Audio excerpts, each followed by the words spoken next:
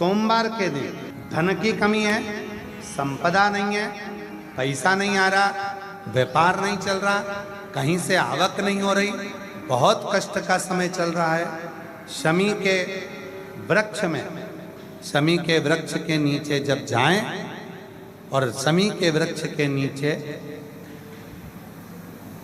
सोमवार के दिन और शुक्रवार का दिन, दोनों दिन में से कोई सा भी एक दिन पकड़ लें, जिस दिन हमें शमी के वृक्ष के नीचे जाकर घी का एक दीप समर्पित करना है और 7 चावल के दाने समर्पित करना है। उसी का एक चावल का दाना उठाकर शंकर के शिवलिंग में ले जाकर चढ़ाना है।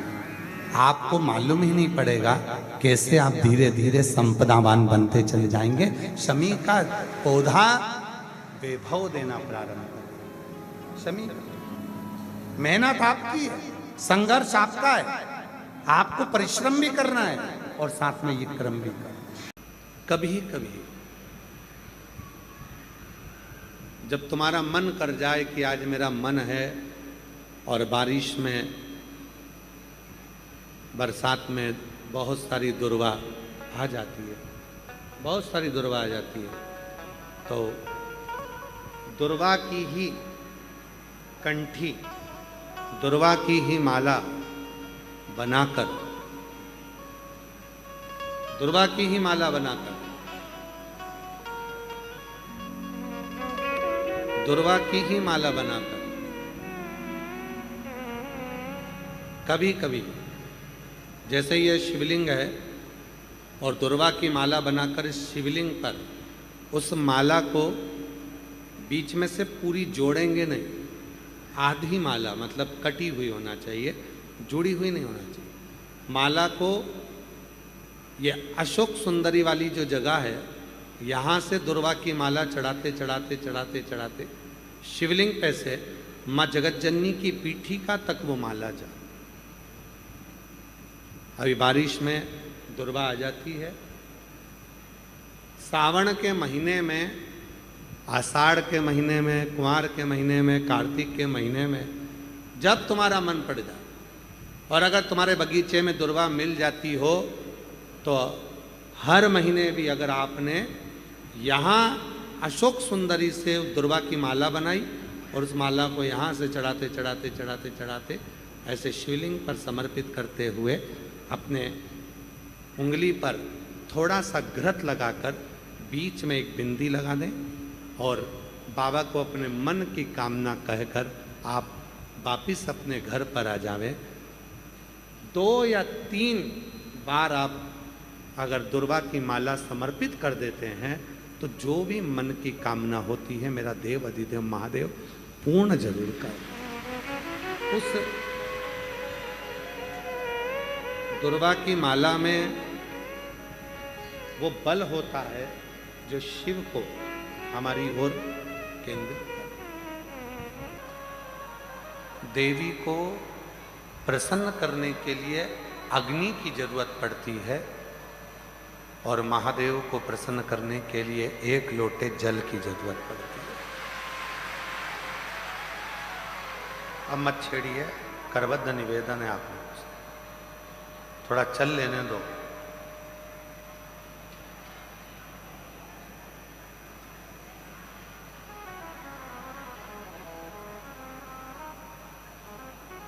देवी को प्रसन्न करना है तो अग्नि की जरूरत पड़ेगी।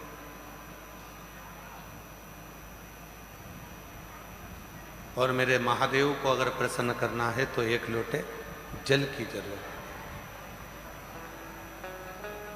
अब कई लोग कहते हैं गुरुजी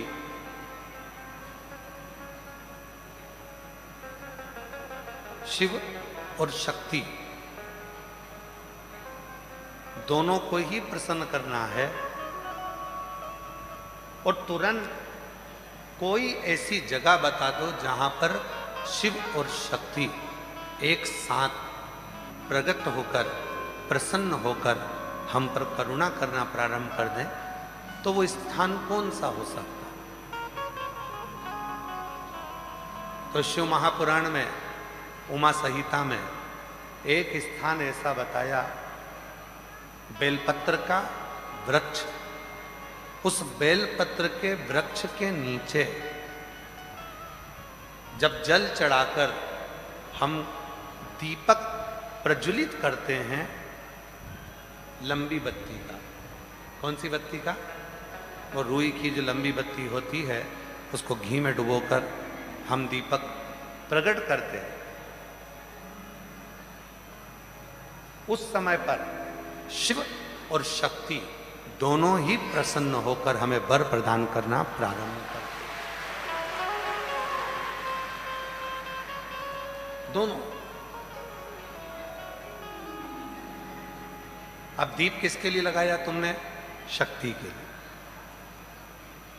जल किसके लिए चढ़ाया आपने? देवाधिदेव महादेव। दोनों को प्रसन्न कर।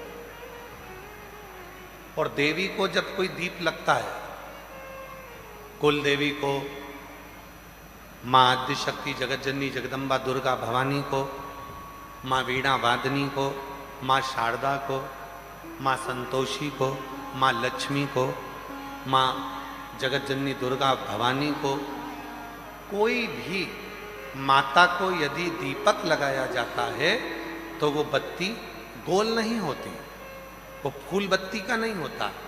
मां आद्य शक्ति, मां जगत जननी दुर्गा भवानी को, लक्ष्मी को, शारदा भवानी को, मां वीणा वादनी को, मां पार्वती को, भगवान मां आद्य जगत जननी दुर्गा भवानी को अगर कोई दीप लगाया जाता है तो वो बत्ती हमेशा लंबी हो। लंबी बत्ती क्यों? गोल बत्ती क्यों नहीं? तो कहा जब हम मां आद्य शक्ति जगत जननी को लंबी बत्ती का दीपक लगाते हैं तो हमारा वंश बढ़ता चले जाता है, वो वंश घटता नहीं। वो वंश नहीं घटता, बढ़ता। इसलिए शिव और शक्ति, देवी को अगर प्रसन्न करना है तो अग्नि से होगा, और अगर महादेव को प्रसन्न करना है तो जल से। तो कोई ऐसा स्थान जहां पर ये दोनों हम क्रम करें और हमारे ऊपर शिव और शक्ति की करुणा बरसे, तो कहा वो है बेलपत्री का वृक्ष। पहले जल समर्पित करो, उसके बाद लंबी बत्ती का अगर एक दीपक भी हमने महीने भर में एक बार भी लगा दिया तो याद रखना शिव और शक्ति हमारे जीवन में इतनी तरक्की देना प्रारंभ करते हैं कि हमारे सारे मार्ग सुलभ होते चले। एक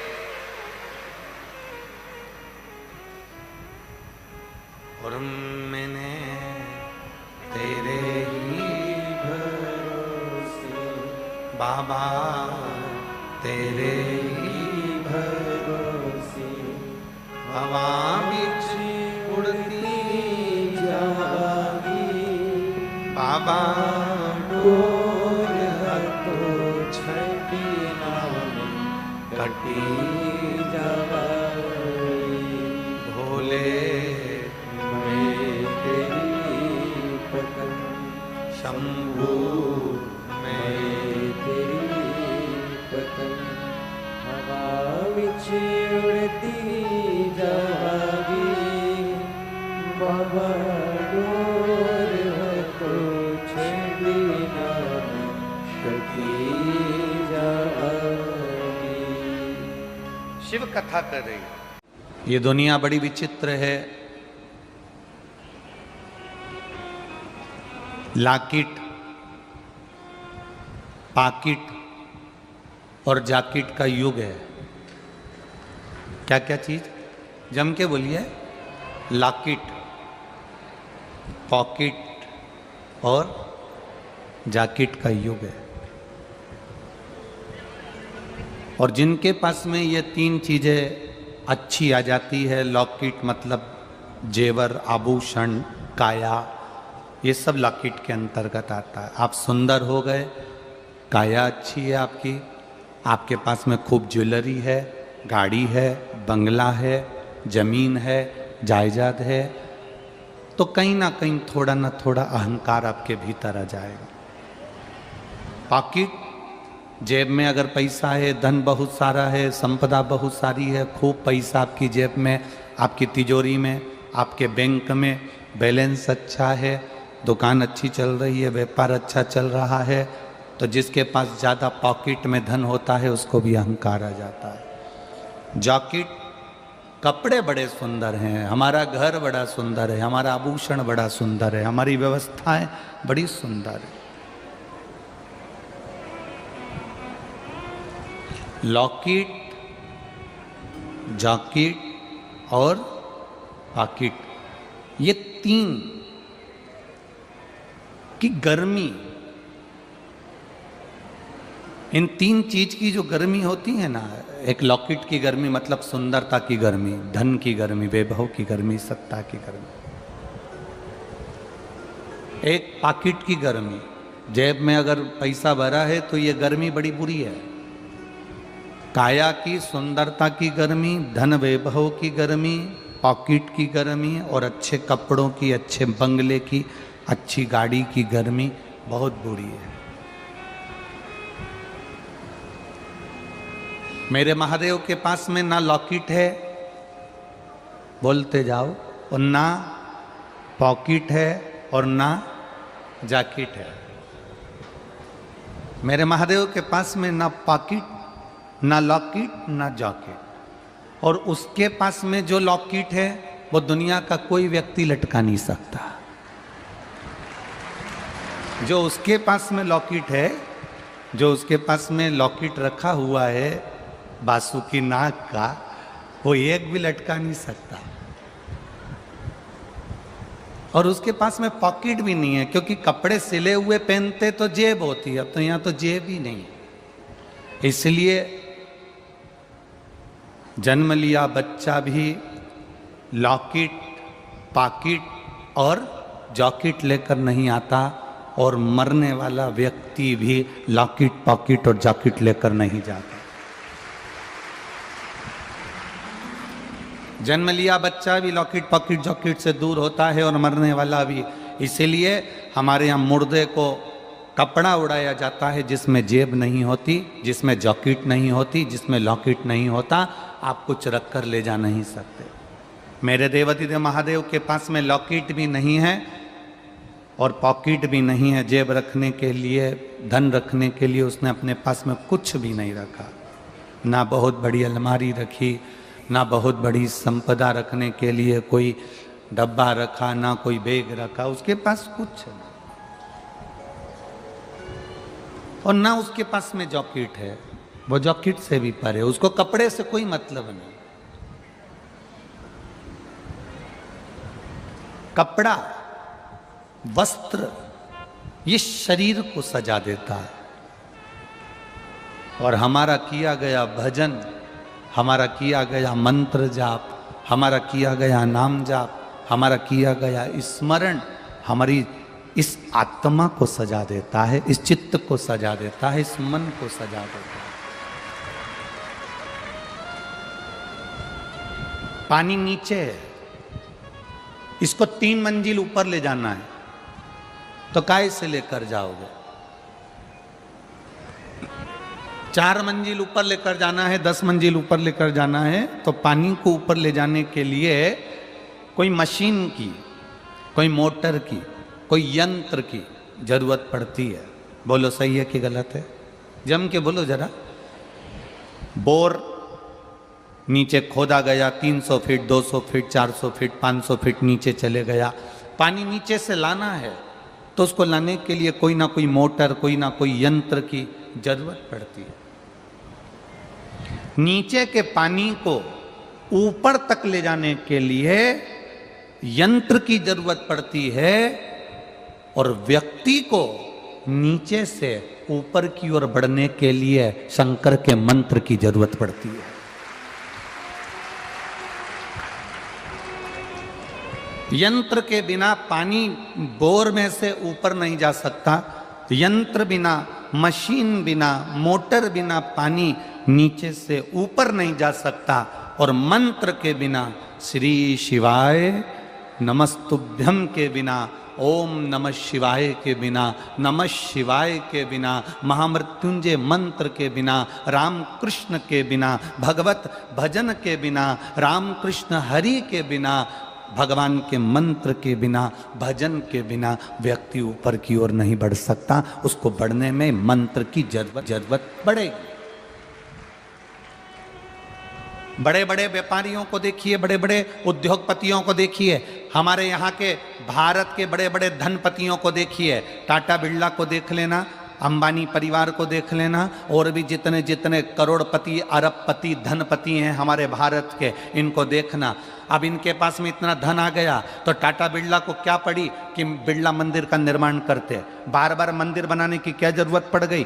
क्यों मंदिर में उनकी हथौड़ी चलती रहती है? जब अंबानी परिवार में इतना धन है तो नाथ द्वारा जाने की, सोमनाथ जाने की, द्वारकानाथ जाने की, काशी जाने की क्या जरूरत पड़ गई?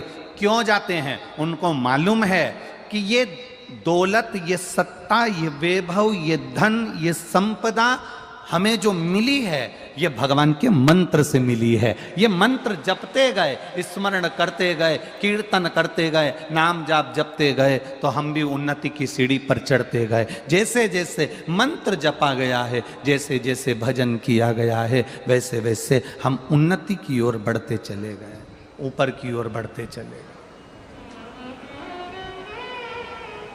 ये चमक ये दमक फुलवन में महक, सब कुछ सरकार तुम ही से है। हम ये बढ़ रहे हैं। पानी को नीचे से ऊपर तक ले जाने के लिए मोटर की, मशीन की, यंत्र की जरूरत पड़ती है, और इस मन को परमात्मा तक ले जाने के लिए, व्यक्ति को उन्नति की ओर बढ़ने के लिए भगवान के मंत्र की जरूरत पड़ती है। आप जितना मंत्र का जाप करोगे, आप जितना भगवान की भक्ति का स्मरण करोगे, आप जितना भजन करोगे, आप जितना नाम जाप करोगे, आप धीरे धीरे उन्नति की सीढ़ी पर चढ़ते चले जाओगे। एक अंदाजा लगाना, कोरोना महामारी के पहले आप लोगों ने अगर शिव महापुराण की कथा नहीं सुनी थी तो एक अंदाजा लगाना कि उसके पहले की जिंदगी क्या थी आपकी। कितना दुख, कितनी तकलीफें सामने आती थी, कष्ट आता था, बीमारियां आती थीं, तकलीफें बढ़ती थी, व्यापार नहीं चल पाता था, 1 रुपये कमाने के लिए भी दिन भर बैठना पड़ता था, मेहनत करना पड़ती थी बहुत ज़्यादा। और धीरे धीरे आप लोगों ने जब शंकर जी के कथा पर विश्वास करा, शिव महापुराण पर भरोसा करा, शंकर जी को 1 लोटा जल चढ़ाना प्रारंभ करा, शंकर जी के मंदिर जाना प्रारंभ करा, तुम्हारे घर का कोई भी व्यक्ति जब मंदिर जाना चालू कर दिया, शिव जी की पूजन चालू कर दिया, शंकर जी पे लोटा भर जल चढ़ाना प्रारंभ कर दिया, शिव जी को भजना प्रारंभ कर दिया, टीवी पर कथा सुनना प्रारंभ कर दिया, पंडाल में आकर शिव पुराण कथा सुनना चालू कर दिए, तो अब तुम्हारे परिवार की दशा देखना, आपको पलटने देखने की जरूरत नहीं पड़ती। धीरे धीरे आप उन्नति की सीढ़ी पर चढ़ते चले जा रहे हो। आप धीरे धीरे उन्नति की सीढ़ी पर चढ़ रहे हो।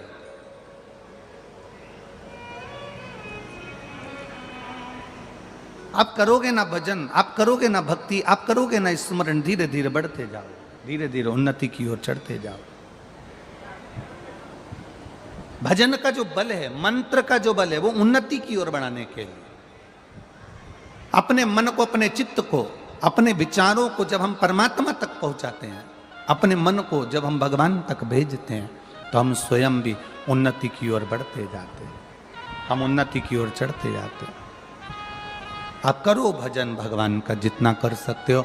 हम कहते हैं आप जब यहाँ बैठे रहते हो, भजन होता है, भजन के बाद में जब हम मूल मंत्र का जाप करते हैं, श्री शिवाय नमस्तुभ्यम बोलते हैं, तो हम आपसे एक बात कहते हैं कि अपने दिल की बात महादेव से कह देना। जैसे ही भजन में श्री शिवाय नमस्तुभ्यम हमने 5 बार बोला, आपने 5 बार बोला, उसके बाद 2 क्षण में अपने बाबा से अपने दिल की बात कह देना कि बाबा अब तुझे संभालना है,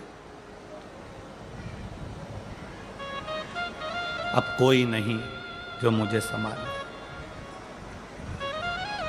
मैंने सबके पास जाकर देख लिया, सबको बोलकर देख लिया, पर कोई मेरा सुनने वाला नहीं है। तब मेरे महादेव केवल तू सुन सकता है। क्यों? क्योंकि ब्रह्मा ब्रह्म लोक में है, भगवान विष्णु वैकुंठ लोक में है, और तू मृत्यु लोक में पृथ्वी पर है। जो मेरे पास में है वो मेरी सुनेगा जरूर, इसलिए तू सुन ले। जब तू सुनेगा तो मुझे किसी से कहने की जरूरत ही नहीं। पति पत्नी की बात सुन ले। एक बहुत अच्छी बात कर रहे हैं, जरा समझ लेना अच्छे से। पत्नी पति से कहे और पति अगर पत्नी की बात सुन ले।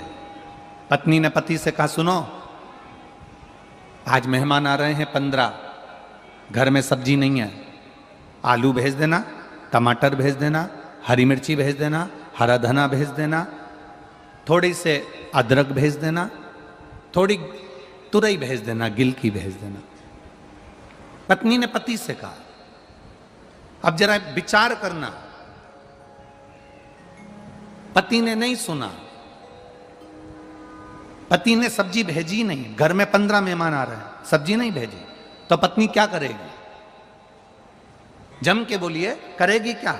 वो तुरंत अपने पड़ोसी से कहेगी, अपने रिश्तेदारों से कहेगी, कोई घर में आया होगा उससे कहेगी, कोई नौकर से कहेगी, कोई चाकर से कहेगी, जाओ ना थोड़ी सी सब्जी ला दो, हमारे घर में मेहमान आए,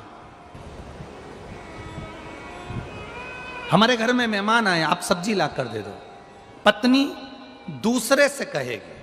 जब पत्नी दूसरे से कहेगी और पति आएगा शाम को और उसको मालूम पड़ा कि तुमने पड़ोसी से सब्जी क्यों बुलवाई, तो पत्नी क्या कहेगी? बोलो जम के, मैंने आपसे कहा था कि नहीं कहा था कि 15 मेहमान घर में आ रहे हैं, सब्जी भेज देना, तो तूने पड़ोसी से सब्जी क्यों बुलवाई? तो मैंने आपसे कहा था ना कि तुम सब्जी भेज देना, तो तुमने क्यों नहीं भेजी? पति को बुरा लगेगा कि इसने पड़ोसी से सब्जी बुलवा ली। उसी तरह आप मृत्यु लोक के देव हो, पृथ्वी पर रहने वाले देव अधिदेव महादेव हो। अगर हम आपसे कहेंगे और आप नहीं सुनोगे और दूसरे से कहेंगे तो फिर आपको बुरा लगेगा। इसलिए हम किसी से नहीं कहते मेरे महादेव, केवल आपसे कहते हैं। आप सुनो, आपसे कहेंगे, किसी और से नहीं। हम क्यों किसी से कहें?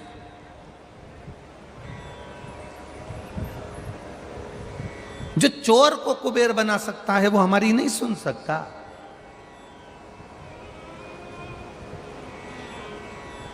जो एक भील के लिए प्रकट हो सकता है वो हमारी नहीं सुन सकता।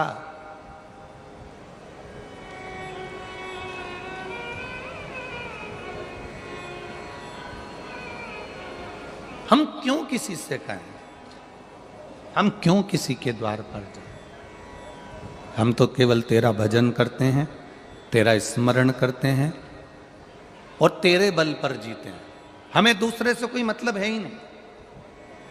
आप जब एक पर आश्रित हो जाओ, आप अगर एक पर आश्रित हो जाओ, जिस घर में ससुर नहीं है, जिस घर में सास नहीं है, जिस घर में सास ससुर दोनों चले गए, ना देवर है ना जेठ है, पति पत्नी और घर में बच्चे हैं, तो अंदाजा लगाना, विचार करना, ससुर चले गए, सास चली गई, देवर चले गया, जेठ चले गया, या आप मुंबई में रह रहे हो, या पूना में रह रहे हो, या बेंगलोर में रह रहे हो, या आप छत्रपति संभाजी नगर में रह रहे हो, मालेगांव में रह रहे हो, धुलिया में रह रहे हो, अमरावती में रह रहे हो, तुम कहीं पर भी, भोपाल आदि कहीं पर भी रह रहे हो, और तुम्हारा पूरा परिवार गाँव में रहता है, तुम अपने पति के साथ अपने बच्चों को लेकर शहर में चली गई। अब विचार करना, तुम किसके भरोसे गई हो? पति के भरोसे गई कि नहीं गई?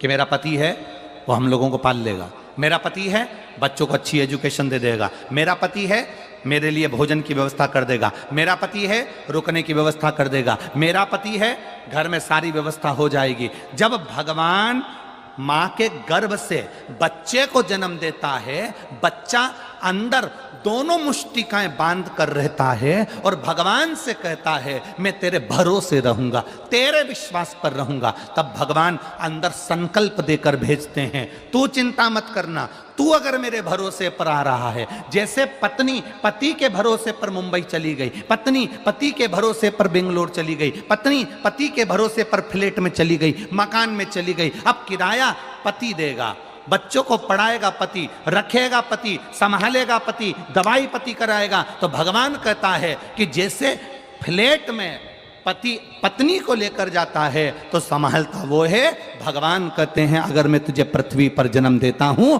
तू पृथ्वी पर पैदा होता है तो संभालता मैं हूं, फिर कहीं नहीं जाए। फिर तुझे संभालने वाला कोई दूसरा नहीं होगा, संभालूंगा मैं, उसके सिवा कहीं नहीं जाना।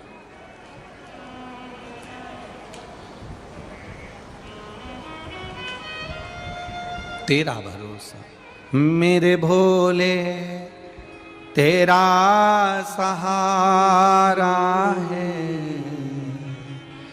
मेरे भोले तेरा सहारा है, मेरी नैया का तू किनारा है, मेरी नैया का तू किनारा है, मेरे बाबा तेरा सहारा है, मेरे भोले तेरा सहारा है, मेरी नैया का तू किनारा है,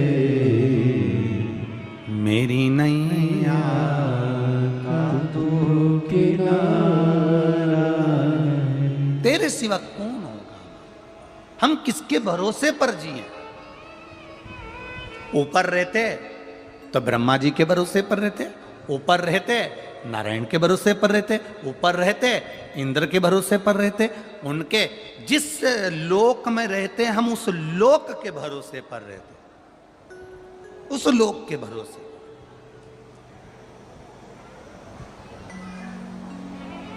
अब हम रह कहां रहे? पृथ्वी पर, ब्रह्मांड भूमि पर, मृत्यु लोक में। और मृत्यु लोक का अधिपति कौन? जम के बोलो जरा, देव अधिदेव महादेव। तो हम उसके भरोसे। अब और सरल भाषा में ले लो, छत्रपति संभाजी नगर में कथा का यजमान कौन?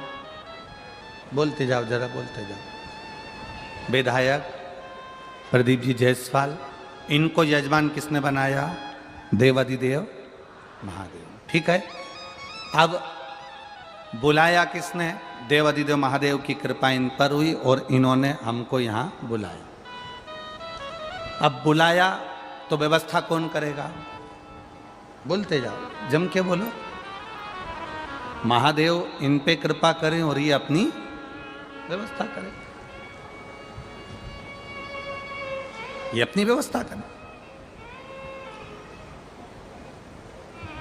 भगवान किसी ना किसी को प्रेरणा दे देता है, भगवान किसी ना किसी को पकड़ लेता है।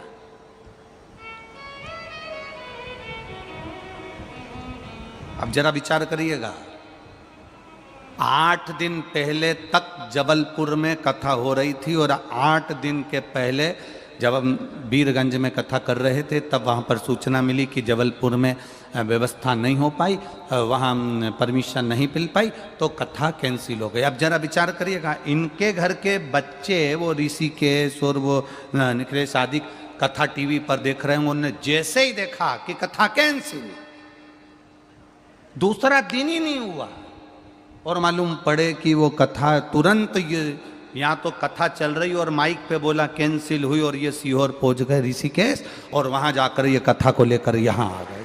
विचार करिएगा जरा, अगर कोई दूसरा व्यक्ति होता तो पहले विचार करता कराएं कि ना कराएं, इतनी व्यवस्था कैसे होगी, 8 दिन में इतनी व्यवस्था कैसे हो जाएगी, इतनी बड़ी टीम कैसे बनेगी, भोजन व्यवस्था कैसे होगी, पानी की व्यवस्था कैसे होगी, पंडाल व्यवस्था कैसे होगी, ये इतना बड़ा पंडाल कैसे बनेगा, क्या करा जाएगा। और मौसम विभाग कह रहा है कि आंधी तूफान हवा पानी सब कुछ है, कराएं तो कराएं कैसे। पर देव अधिदेव महादेव ने पकड़ा हाथ और शिव की कृपा इससे हुई। और सबसे बड़ी कृपा तो ये छत्रपति संभाजी नगर के आप सब ने करी, जिन्होंने व्यवस्था में तल्लीनता दिखाई है। सबसे बड़ी व्यवस्था है, प्रबल व्यवस्था।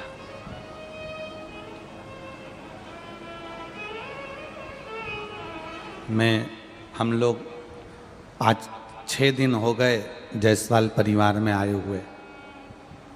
हम कहेंगे कि ऋषिकेश निखिलेश तुम्हारी माँ का संस्कार बड़ा प्रबल होगा जिसने तुमको इतना ज्ञानवान बनाया। ये तुम्हारी माता का संस्कार होता है। पिता का काम है बच्चों के लिए एजुकेशन देना, पिता का काम है बच्चों को अच्छे कॉलेज में पढ़ाना, पिता का काम है बच्चों को अच्छी कपड़े पहनाना, पेट भरकर भोजन देना, पर संस्कार देना ये माँ का काम होता है। तुम्हारी माता जरूर संस्कारवान प्रबल, जिन्होंने तुमको इतना ज्ञान दिया और तुम बच्चों में इतने ज्ञान आए जो आज इस शिव महापुराण की कथा छत्रपति संभाजी नगर के इतिहास को रचकर जा रही है। ये शिव कृपा। एक बिलवा नाम का भक्त था जिसका नाम था बिलवा।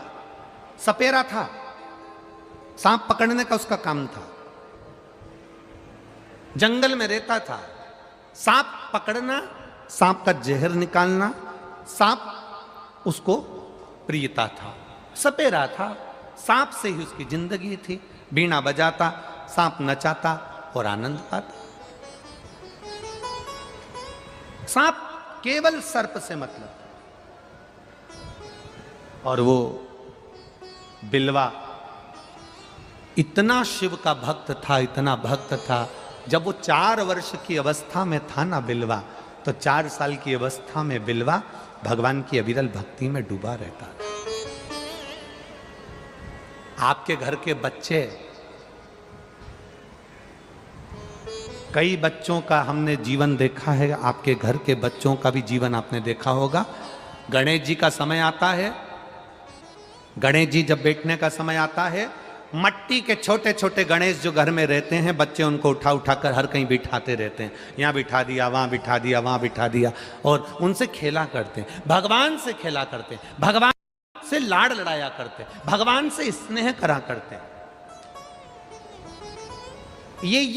ये प्रथा बहुत अब समाप्त होती जा रही है। उसका कारण ये कि आज के बच्चे भगवान से नहीं खेल रहे, भगवान को गोदी में नहीं उठा रहे। आज के बच्चे मोबाइल को उठा रहे, मोबाइल से ही खेल रहे। ये प्रथा अब समाप्त होती जा रही है। बच्चों को अगर भोजन करना है तो मोबाइल चालू कर कर माँ दे देती है। बच्चों को भोजन करना है, माँ ने मोबाइल दे दिया। बच्चों को कोई काम, माँ को कई काम करना है, बच्चा चिड़चिड़ कर रहा है, माँ ने उसको उठाकर, बोलो बोलो जम के बोलो, मोबाइल दे दिया। माँ को कहीं जाना है, बच्चे के हाथ में मोबाइल पकड़ाकर चली गई। ये मोबाइल जैसा झुनझुना केवल बच्चों के हाथ में पकड़ाया, परंतु तुमने ये विचार नहीं करा कि अपने बच्चों को कभी ये तो कह दे। अब बच्चों को मोबाइल में भी चालू कर कर दे रही है तो कार्टून, जिससे औलाद भी हमारी कार्टून पैदा हो। अरे बोलो, दे रही कि नहीं दे रही? क्या चालू करती है? कार्टून। क्या नाम था? डोरा मोहन। और फिर बाद में वो छोटा, कितनी याद है रे तुम्हें छत्रपति नगर वालों, गजब। छोटा भीम, कितनी याद। बच्चों की आदत डालो ना, मोबाइल भी दो ना, तो उसमें चालू कर कर दे दो, श्री शिवाय नमस्तुभ्यं, श्री शिवाय नमस्तुभ्यं, श्री शिवाय नमस्तुभ्यं, श्री शिवाय नमस्तुभ्यं। आप अपने मंत्र को जब दोगे तो वो बच्चा जीवन का सुख पाएगा। उस मंत्र में क्या है ये दुनिया समझ नहीं पाएगी। जिस ऊंचे पहाड़ के पास आप रहते हो, उस ऊंचे पहाड़ के किनारे रहने वाला पहाड़ की ऊंचाई को नहीं देख पाता, पर पहाड़ से दूर जाओगे ना तब तुम्हें उससे ऊंचाई को देख पाओगे। जब तक संत एकनाथ जी थे लोगों ने पहचान नहीं पाए, जब तक तुकाराम जी थे लोगों ने पहचान नहीं पाए, जब तक रामकृष्ण परमहंस जी थे लोगों ने पहचान नहीं पाए, जब तक स्वामी विवेकानंद जी थे तब तक लोगों ने पहचान नहीं पाए, जब तक नामदेव, तुकाराम, मुक्ताबाई, एकनाथ जी, ये जितने भारत के विद्वान संत, छत्रपति शिवाजी, जितने जितने हुए, इनको लोग पहचान नहीं पाए। जब ये चले गए तब लोगों ने पहचाना। आज तुम श्री शिवाय नमस्तुभ्यम को सुनकर भले गालियां दे दो, अपशब्द कह दो, शिव पुराण को अपशब्द कह दो, चाहे हमको अपशब्द कह दो, पर जब इस पृथ्वी पर से भले चले जावे तो उसके बाद में स्मरण होगा कि शिव पुराण तत्व क्या था, शंकर का मंत्र क्या था, शिव भक्ति क्या थी। चले जाएं, उसके बाद में बड़े पहाड़ के किनारे पर रहते हो ना, इसलिए पहाड़ की ऊंचाई नहीं दे सकते। जो किसी के पास में रहता है उसको पहचान नहीं पाता कि आखिर ये है क्या, उसका स्मरण क्या, उसकी भक्ति में ऐसा बल क्या है, उसके भजन में ऐसा तत्व क्या छुपा है, उसको पहचान नहीं पाते, उस मंत्र को नहीं जान पाते। जब चले गया तब याद आया कि वो मंत्र है क्या, तब उसको पहचाने हम, उस मंत्र की गरिमा क्या है। एक बात कितनी सुंदर लिखी, देखिए।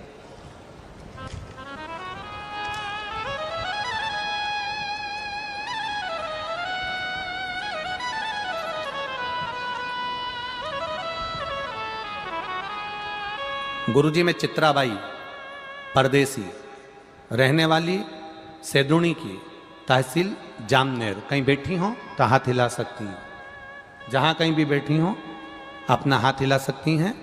चित्राबाई परदेसी, रहने वाली सेदुणी, तहसील जामनेर। कहीं बैठी हो तो अपना हाथ हिला। इधर बैठी हैं क्या?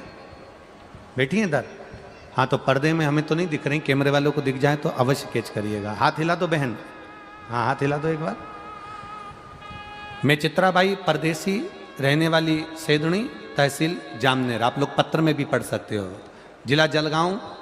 मेरे पति, इनको मुंह का कैंसर हुआ था। 16/9/2022 को ऑपरेशन हो गया। उसके बाद हम केमोथेरेपी कराते रहे, रेडिएशन देते रहे, पर आराम नहीं लगा। 1 महीना तक हमने MRI करने का फिर मन में विचार आया, फिर करवाया, पर कैंसर उतना की उतना ही रहा। कैंसर ठीक नहीं हो पाया।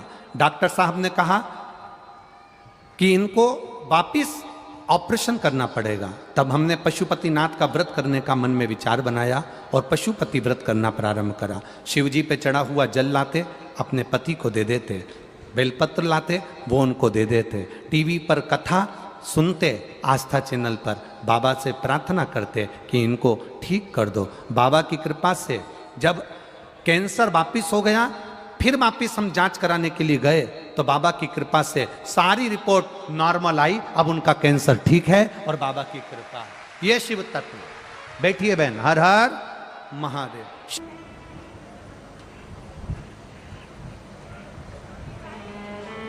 महाराज,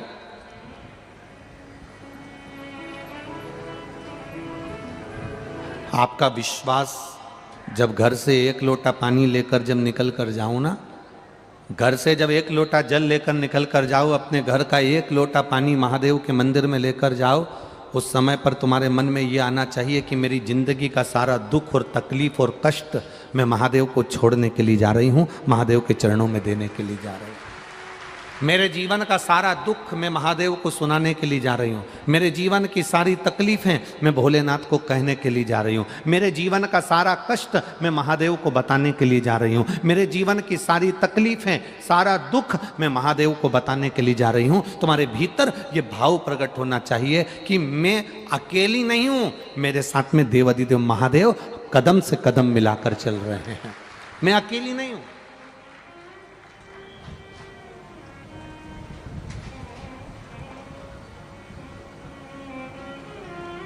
ये कदम से कदम मिलाकर मेरा देवाधिदेव महादेव चल रहा है, कदम से कदम मिलाकर मेरा भोलेनाथ चल रहा है।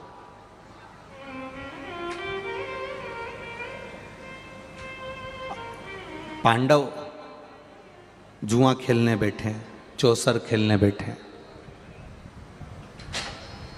और पांडव जुआ खेलने के लिए बैठे, चौसर खेलने के लिए बैठे, और उनके जुआ खेलते खेलते खेलते खेलते खेलते खेलते सब कुछ हार गए, सब कुछ।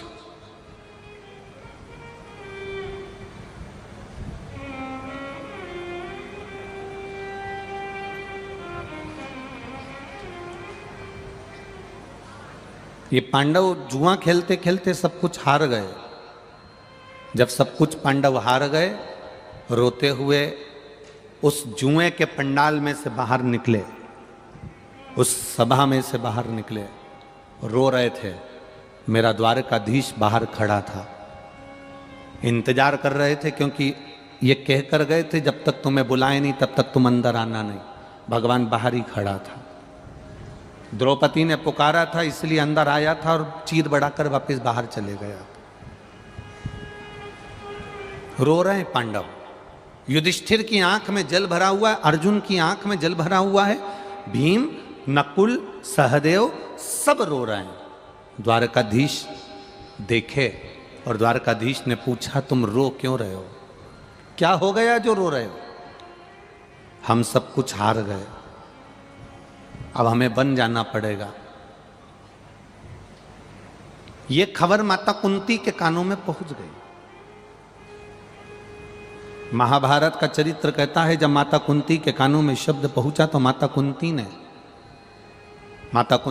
कुंती द्रौपदी के पास गई और द्रौपदी से कहती है कि मेरे परिवार के लोगों ने तेरा चीर खींचा, मैं तुझसे क्षमा मांगती हूं। माता द्रौपदी ने कहा आप क्षमा मत मांगो मां, भाग्य में कहीं लिखा होगा तो ये भोगना पड़ा है, कर्म का दंड भोगना पड़ा है। क्या करा था ऐसा इस द्रौपदी ने जो उसके चीर को खींचा गया? केवल एक गलती कर गई थी द्रौपदी। पूर्व समय में एक संत स्नान करने के लिए गंगा जी में गए और गंगा जी में जब संत गए तो उनके कपड़े इसने चुरा लिए, खींच लिए और उसको छुपा दिए। संत कपड़े को ढूंढते रहे, बिलखते रहे। तन का वस्त्र संत का ले गई और संत का वस्त्र ले गई और वो संत ढूंढते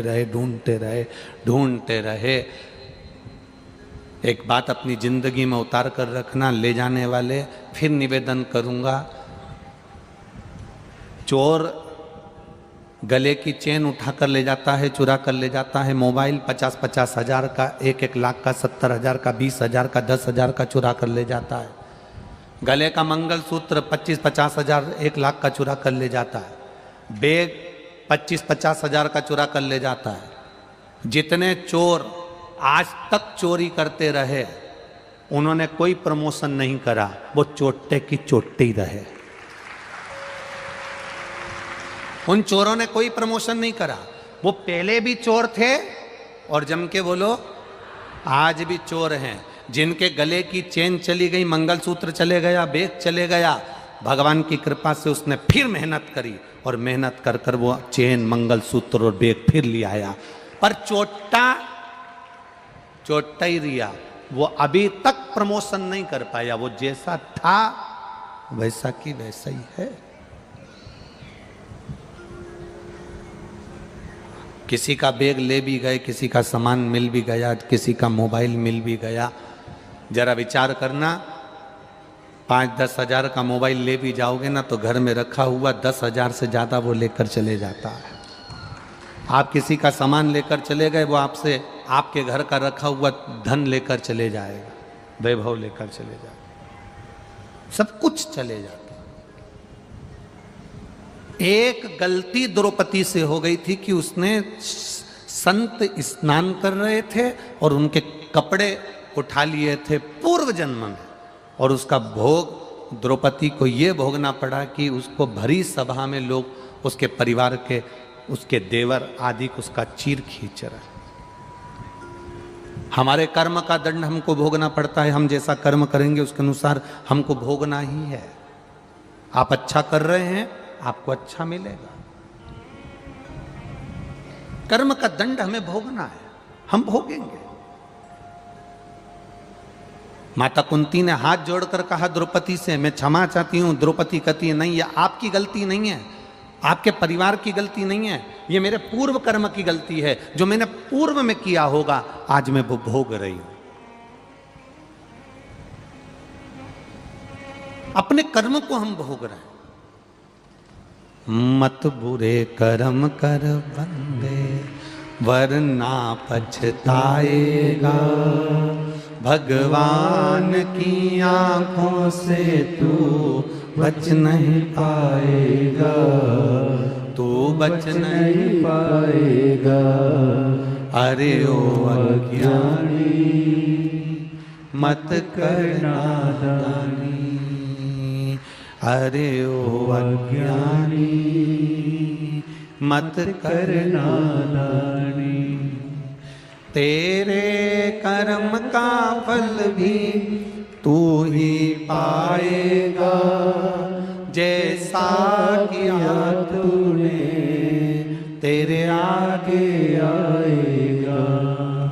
मत बुरे कर्म कर बंदे वरना पछताएगा, भगवान की आंखों से तू बच नहीं पाएगा, तू बच नहीं पाएगा। आपने जैसा दिया है वैसा आपको मिलेगा, आप जैसा करेंगे वैसा आपको प्राप्त होगा। आप अगर भोलेनाथ बाबा, एक सहज बात है, कथा में बैठ के आप करते क्या हो? शंकर जी को याद करते हो। आप अगर शिव जी को याद कर रहे हो तो शंकर भगवान भी तो पार्वती के पास बैठकर आपको याद कर रहा होगा। आपने याद किया, उसने सुना, आपने हृदय से उसको पाने का प्रयास किया, वो मिला, प्राप्त हुआ। अविरल भक्ति को धारण करा। द्रौपदी कहती है ये मेरे कर्म का दंड है जो मुझे भोगना पड़ेगा। माता कुंती ने भगवान कृष्ण को बुलाया और माता कुंती ने भगवान कृष्ण से पूछा, मेरे बेटे वन वन जाएंगे, जंगल जंगल में जाएंगे, क्योंकि सब कुछ हार गए, अब जो चले गया वो वापिस कैसे मिलेगा? कर्जा हो गया, चूकेगा कैसे? किराए के मकान से निकलकर हम अपने मकान में कब पहुंचेंगे? बड़ी बीमारी हो गई, कैंसर जैसा रोग हो गया, लीवर किडनी खराब हो गए, थायराइड हो गया, कहीं सोरेसिस हो गया, ये शरीर में इतने रोग आ गए, कहीं आँख की रोशनी चली गई, कहीं श्रवण शक्ति चली गई, कहीं कंठ के अंदर मालूम पड़े गांठें पड़ गई, कैंसर जैसा रोग हो गया। इससे हम छूटेंगे कैसे? हमारा दुख कटेगा कैसे? हम किसके पास जाएं कि हमारा दुख कट जाए?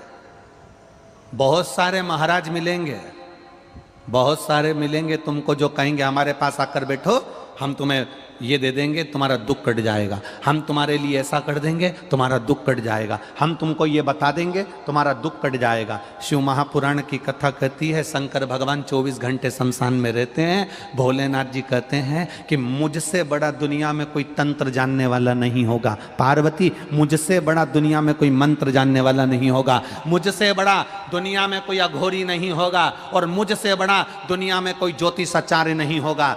जो राम जी के जन्म लेने पर ज्योतिषी करने पहुंच गए, जो भगवान कृष्ण के जन्म लेने पर भगवान कृष्ण के यहाँ ज्योतिषी करने पहुंच गए, जो संपूर्ण ब्रह्मांड में अघोरी भी वही है, तंत्र भी उसी का है, मंत्र भी उसी का है, साधना भी उसी की है, सब कुछ उसी का है, तो उससे बड़ा तंत्र मंत्र साधना विद्या करने वाला कोई दूसरा क्या होगा?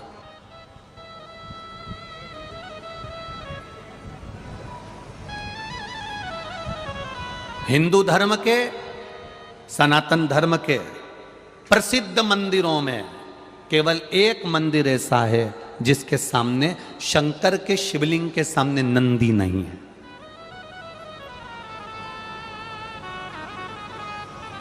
पूरे भारत की भूमि के हिंदू धर्म, सनातन धर्म के सारे प्रसिद्ध मंदिरों में एक मंदिर ऐसा है कि शंकर भगवान के शिवलिंग के सामने नंदी नहीं है। क्यों नहीं है?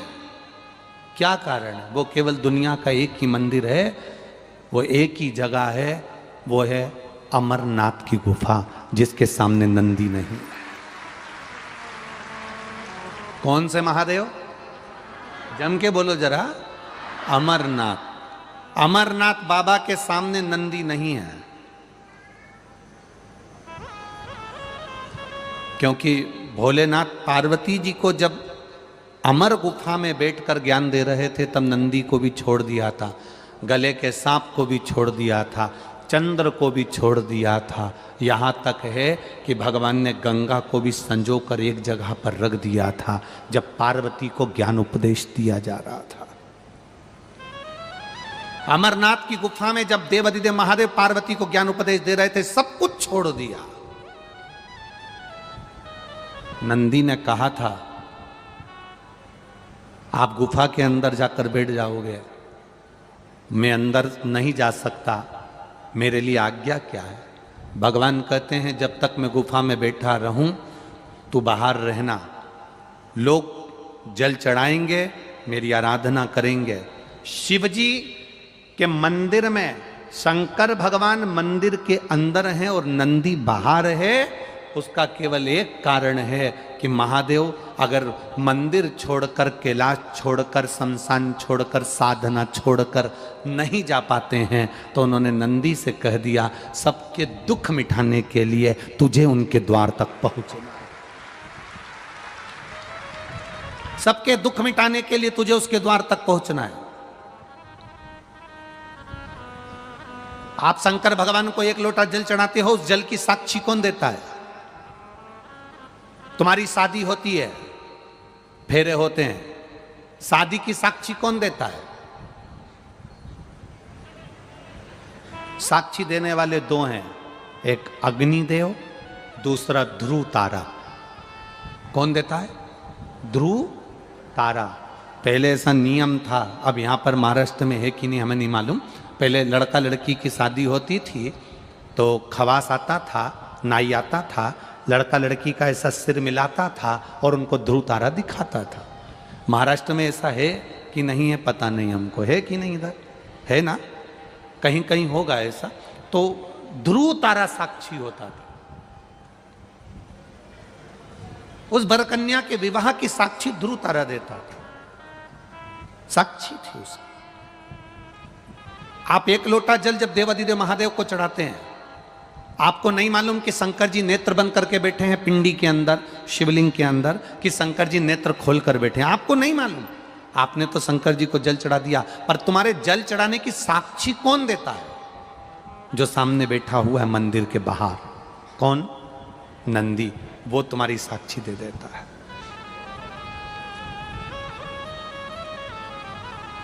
ये वापिस गई हुई सत्ता कैसे मिलेगी? गया हुआ बेबहू कैसे मिलेगा? हमारा दुख कैसे कटेगा?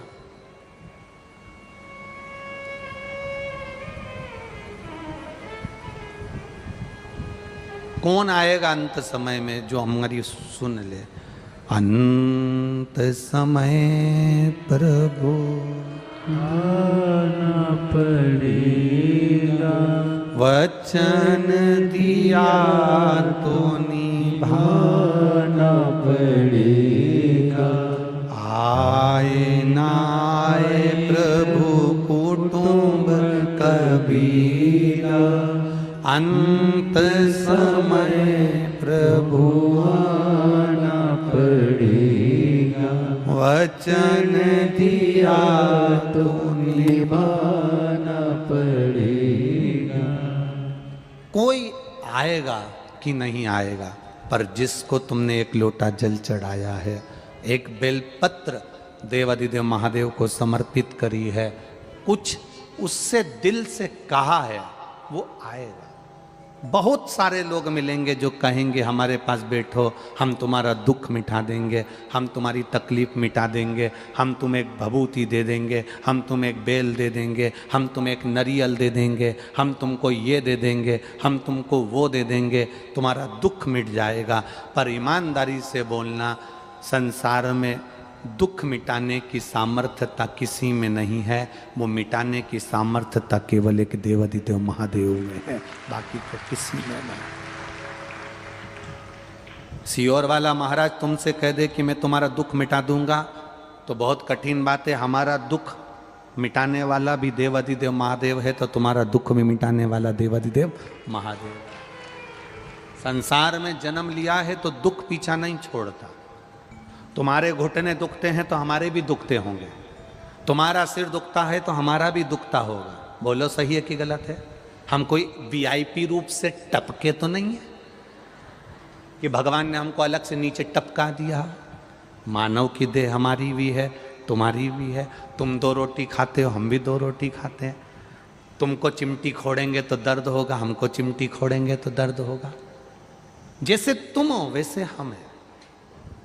बस हमने एक काम करा अपनी पूरी जिंदगी, पूरा जीवन हमने बाबा पर छोड़ दिया, पूरा जीवन। नीलकंठ दर्शन करने के लिए जब हरिद्वार कथा थी तो नीलकंठ दर्शन करने के लिए गए थे। जाते समय भी भगवान का नाम जप रहे थे, आते समय भी जप रहे थे। ड्राइवर की नींद लग गई, इधर गंगा इधर पहाड़, छोटा सा रास्ता नीलकंठ का, आप लोग गए होंगे, देखा होगा। उस छोटे से रास्ते में सबसे ऊपर से बस निकले ही थे और गाड़ी पलटी खा गई, पहाड़ पर चढ़ गई। लुढ़कते लुढ़कते लुढ़कते लुढ़कते 2 बार लुढ़की, बस तीसरी बार लुढ़कती तो नीचे जाती, पर अपने आप को उसके भरोसे छोड़ दिया, उसके ऊपर छोड़ दिया। अब वो अच्छा रखे बुरा रखे, जैसा रखे वो रखे। बस गाड़ी पलटी, थोड़ा चक्कर आया, गिर गए। इतना स्मरण जरूर रहा कि एक कोई पुरुष और एक नारी सुंदर सफेद कपड़े में दोनों थे, उन्होंने कांच में से तोड़कर हमको बाहर निकाल दिया और जो थे सबको बाबा। इतना जरूर स्मरण है, बाकी का कुछ नहीं। उत्तराखंड के मुख्यमंत्री जी ने भी उस समय पर बातें करी, फिर मिलने का स्मरण हुआ। देखे सब समय की अवस्था के अनुसार उसका स्मरण था। आपसे हम केवल इतना ही कहते हैं, जैसे हमने अपने आप को परमात्मा के भरोसे छोड़ दिया ना, आप भी छोड़ दो। जब आप छोड़ दोगे ना, उसका एक सुख अपने आप देख लोगे, अपने आप।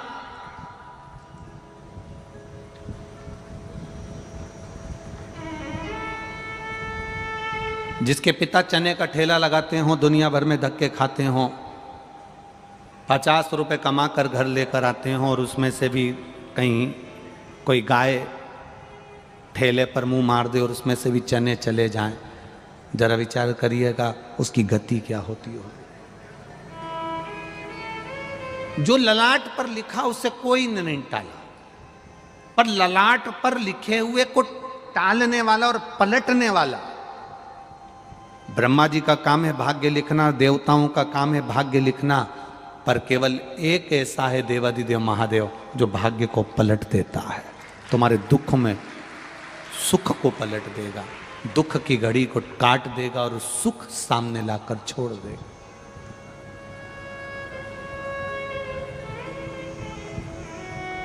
गुटखा खाने वाले के पास रोज बैठोगे तो एक ना एक दिन उसके गुटके में से तुम कहोगे मैं गुटखा नहीं खाता, पर वो कहेगा ले मैं मल के दे देता हूं साफ करके, इसमें तंबाकू है ही नहीं, खा के तो देख।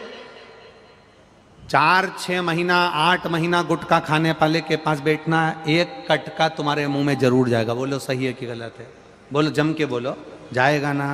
जब कटका मुंह में गया तो धीरे धीरे तुम रोज जाओगे, रोज कहोगे ला एक जरा सा टुकड़ा दे दे मेरा तो खा लूँ मैं, और फिर धीरे धीरे मुख में तंबाकू जाना प्रारंभ हो जाएगा। जुआ खेलने वाले के पास बैठोगे, तुम जुआ खेलना नहीं जानते और उसके पास बैठे हो, तो जब पुलिस पकड़ेगी तो तुमको भी पकड़ कर लेकर जाएगी। उसको नहीं मालूम कि तुम नहीं खेल रहे थे, तुम कितना ही खेलो कि मैं जुआ नहीं खेलता, मुझे आता ही नहीं, मैं जानता ही नहीं, पर तू बैठा क्यों उसके साथ? मैं खाने में पीने वाले के साथ बैठे रहोगे, तुम नहीं पियो, मत पियो, पर पीने वाले के साथ बैठे हो और वहां पर खाली गिलास रखा है तो देखने वाला समझेगा कि इसने भी पी होगी। किसी मांस मदिरा की दुकान पर, किसी ऐसी होटल पर जाकर खड़े हो जाओगे जहां पर ऐसा भोजन बनता है और वहां पर तुम बस केवल कुछ मत करो, खड़े ही हो जाओ, उतने में लोगों को लग जाएगा कि इसने गलत खाया। जरा विचार करना, तंबाकू वाले के पास बैठे तो तंबाकू का इल्जाम लगा, दारू वाले के पास बैठे तो दारू का इल्जाम लगा, जुए वाले के पास बैठे तो जुए का इल्जाम लगा, और अगर भजन करने वाले के पास बैठ गए तो लोग कह देंगे ये तो भजन में डूबा रहता है। इल्जाम लग रहा है कि ये भजन में डूबा रहता है, ये तो पगला हो गया, इसमें तो अक्ल ही नहीं है। जब भी विश्वर वाला महाराज महाराष्ट्र में आता है, लोग पागल हो जाते हैं, लाखों की संख्या में पहुंच जाते हैं, इनमें तो अक्ल ही नहीं है। कितना माइक पे चिल्ला रहा था वो सावन महाराज बेचारा, माइक पकड़ पकड़ के कह रहा था, रे बाहर निकल जाओ रे, बाहर निकल जाओ रे, बाहर निकल जाओ रे, बाहर निकल जाओ रे। आखिरी में पुलिस प्रशासन, कमिश्नर सर को धन्यवाद दूंगा, कलेक्टर महोदय को धन्यवाद दूंगा। उनका फोन आया कि गुरुजी हवा तेज चल रही है, आप एक बार व्यासपीठ के पास आकर बोल दो कि ये सब बाहर निकल जाए। हम तो तुम्हें बाहर निकालने को आए थे, पर करें क्या।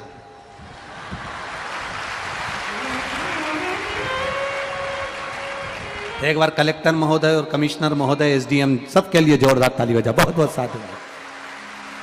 कितनी फिकार है आपकी। उन्होंने फोन कर कर बोला कि आप आकर बोल दो, इन लोगों को बाहर निकाल दो, पानी आ जाएगा, हवा चल रही है, तेज चल रही है, सब कुछ हो रहा।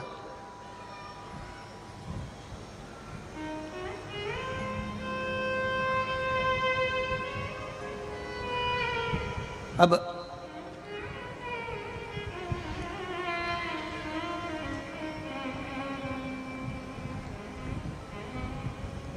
दो बड़ी मुश्किल से टलते हैं। कौन? दो।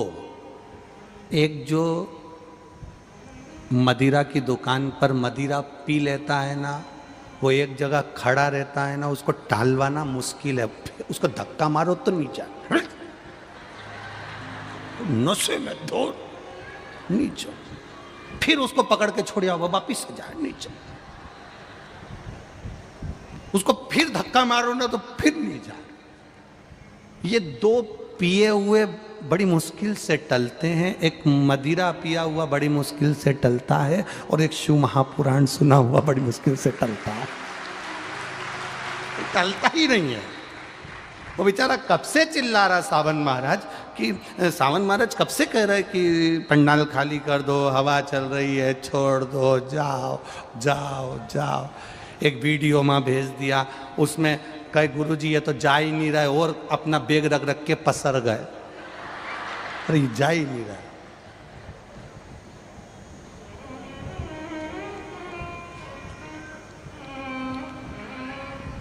गजब। घर जा जाके नजर उतरवा लेना तुम्हारी हो। गजब स्मरण चित्त हो तुम्हारा।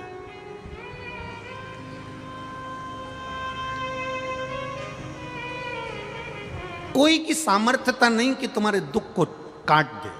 सियोर वाले महाराज की भी सामर्थ्यता, दुनिया में कोई ऐसा महाराज नहीं हुआ जो तुम्हारे दुख को काट दे। हां, तुम्हारे दुख को तुम्हें खुद काटना पड़ेगा, मेहनत करना पड़ेगी, कर्म करना पड़ेगा, और भगवान पर भरोसा कर कर एक लोटा जल चढ़ाना पड़ेगा, तो दुख कटना प्रारंभ हो जाएगा। अपने आप से हमें दुख काटना, अपने आप से।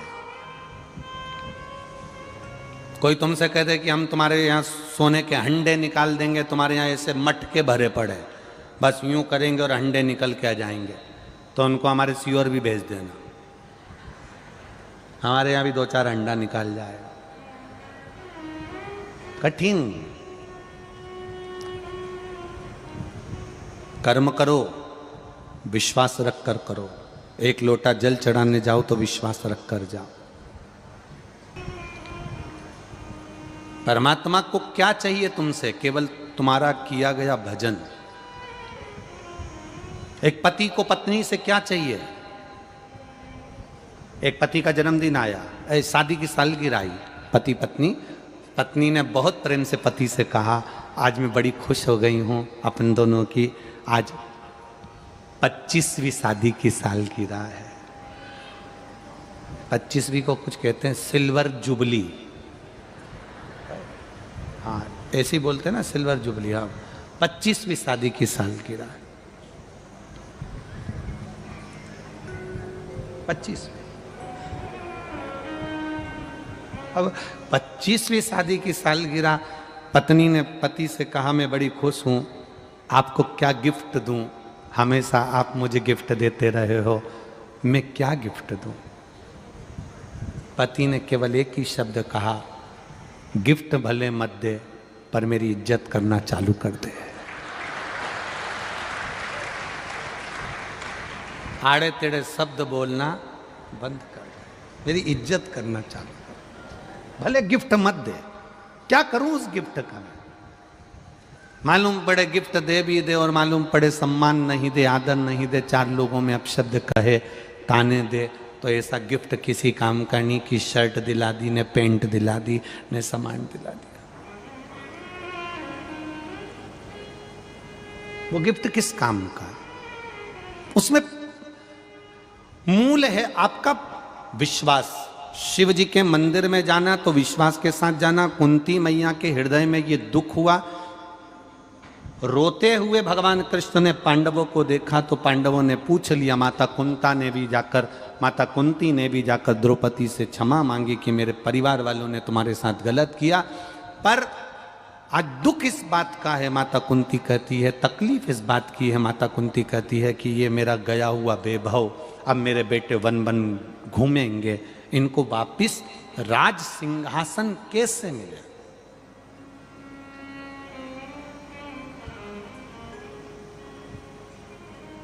ये 100 हैं कौरव और पांडव 5।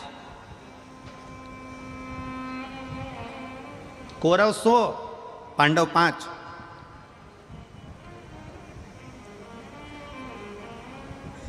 और जहां दम वहां हम। आज की दुनिया है, देख लेते हैं जिसकी सत्ता ज्यादा चल रही हो तो व्यक्ति वहीं पर जाकर डोल जाता है, जिसका वैभव ज्यादा है वहीं पर पहुंच जाता है, जहां जिसकी सत्ता का स्मरण वहां पहुंच जाता है। कहा क्या करा जाए?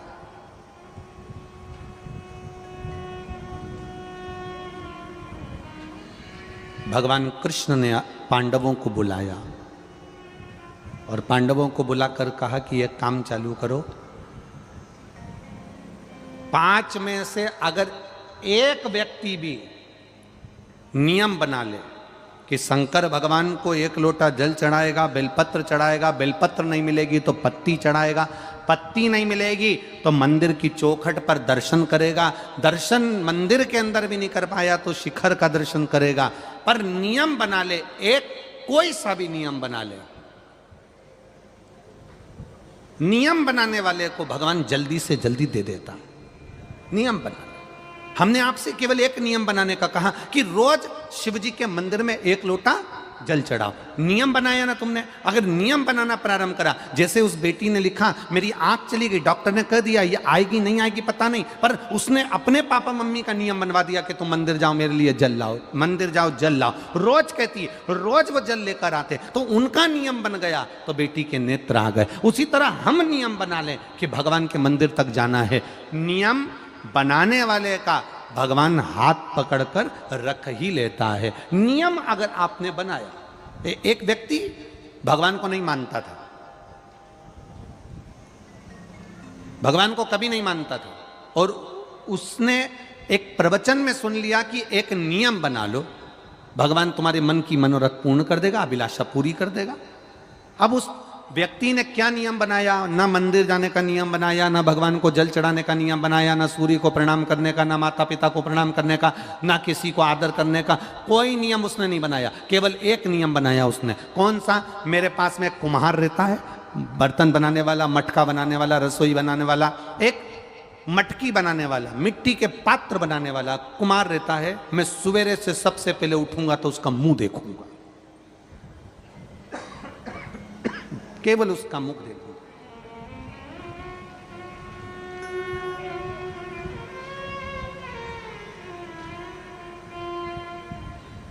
बंद हो गई क्या? चालू कर दो। एक नियम बना लो,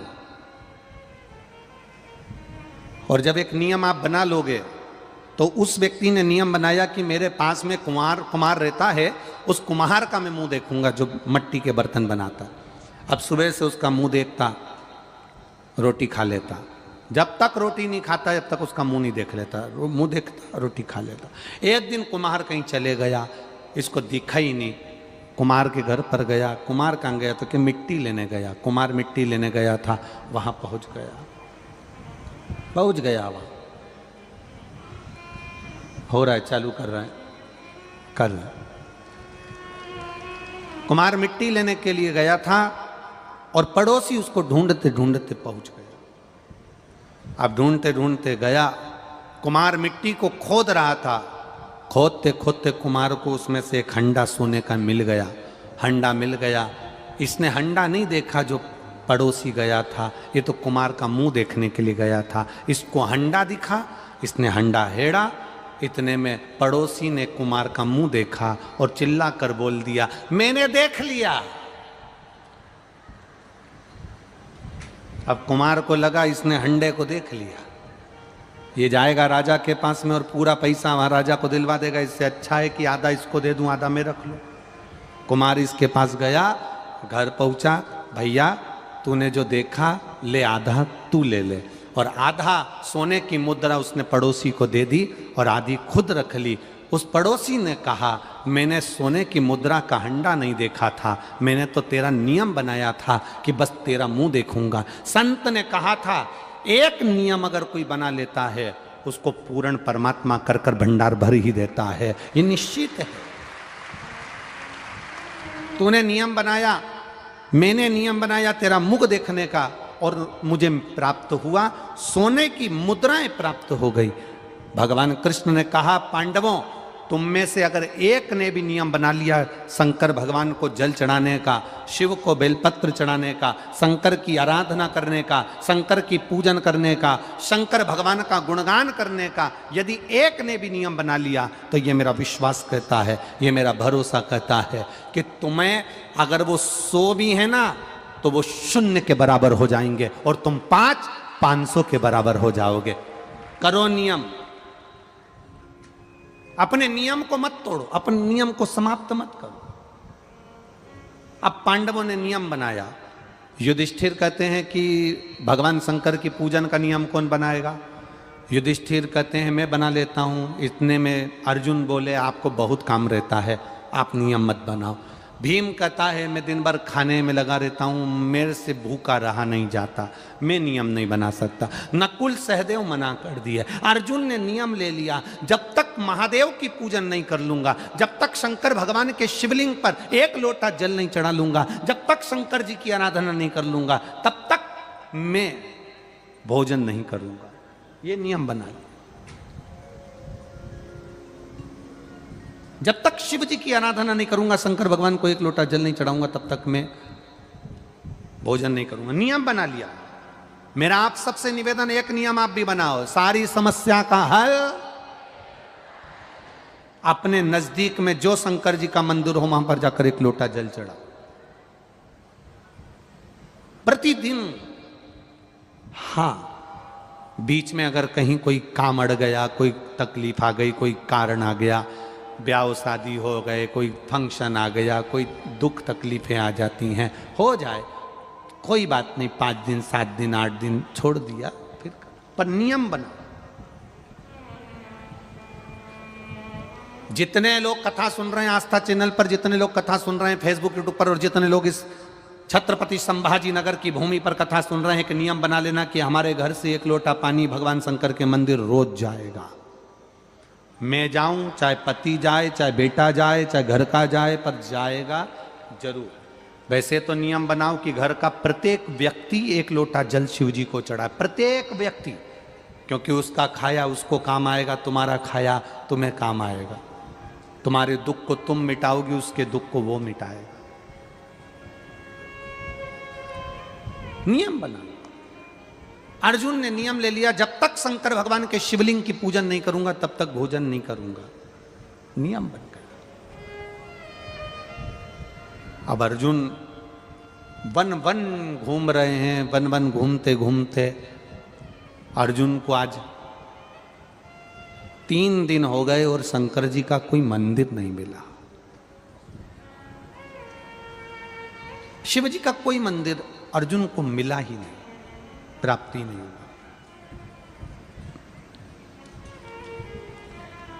और जब भगवान शंकर का कोई मंदिर अर्जुन को नहीं मिला तो उसको दर्शन नहीं हुए, उसको जल नहीं चढ़ा पाया, 3 दिन से भूखा था।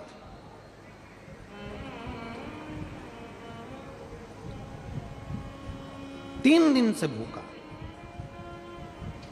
युधिष्ठिर ने भीम से कहा, भीम अर्जुन भूखा है, 3 दिन हो गए भोजन नहीं करा।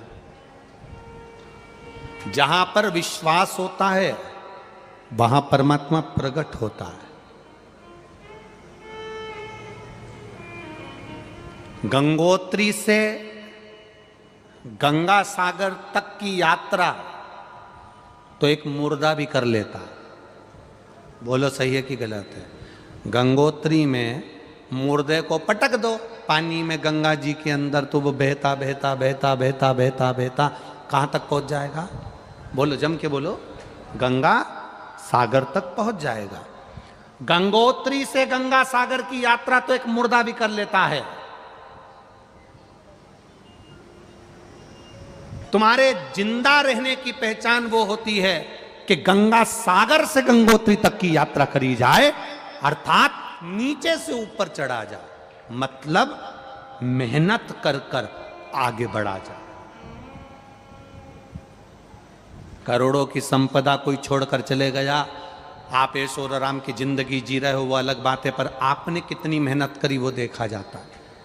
गंगा सागर से गंगोत्री तक की यात्रा किसने करी? अर्थात हम ये नहीं कह रहे कि आप गंगा सागर से गंगोत्री जाओ, हमारा तो इतना कहना है कि नीचे से ऊपर चढ़ने का प्रयास करो, एक एक सीढ़ी चढ़ने का प्रयास करो, मेहनत कर कर आगे बढ़ने का प्रयास करो।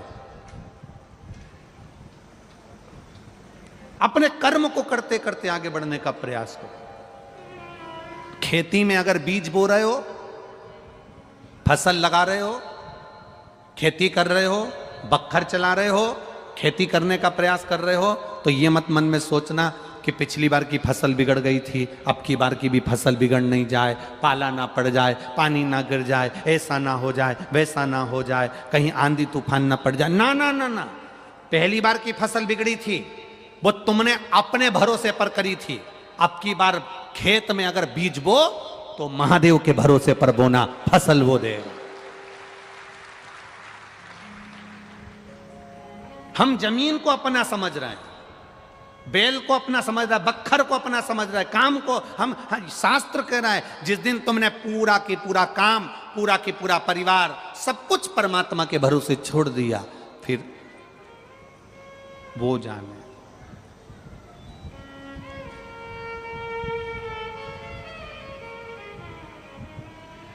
खेती बुआई मैंने तेरे नाम की, फसल लगाई मैंने तेरे नाम की, मेरे भरोसे मत छोड़ना, भोले जी मेरी लागी लगन मत छोड़ना, ओ शंभू मेरी लागी लगन मत तोड़ना। ये खेती आपकी, फसल आपकी, मेहनत करवाने वाले भी आप, और फसल देने वाले भी आप, और फसल की कीमत निश्चित करने वाले भी आप।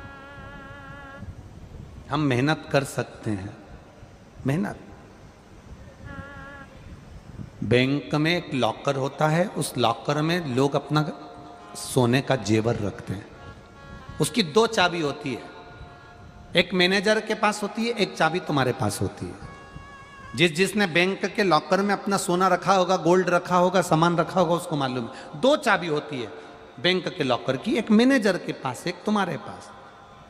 तुम्हारी चाबी कितनी भी घुमा लो, लॉकर खुलेगा क्या?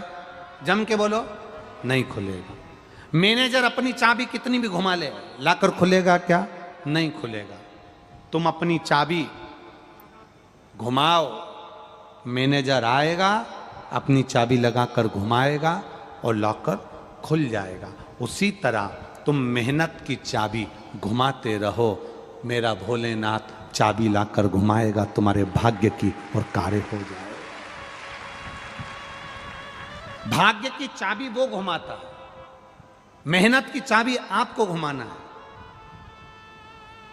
आप इतनी दूर दूर से चलकर यहां आए हो, गाड़ियां लेकर आए हो, बस लेकर आए हो, कोई लोडिंग लेकर आए हो, कोई ऑटो लेकर आए हो, कोई बाइक लेकर आए हो, कोई फोर व्हीलर गाड़ी लेकर आए हो। एक एक दो दो किलोमीटर दूर तुम्हारी गाड़ी रोक दी, तुम वहां से पैदल चलकर यहां तक चलकर आए हो। तुमने इतनी मेहनत कर कर अगर यहां तक पहुंचे हो, इतनी मेहनत कर कर, तो तुम्हारी मेहनत खाली तो नहीं जा सकती। देगा तो वो, भरेगा तो वो, तुम आए उसके दरवाजे पर हो।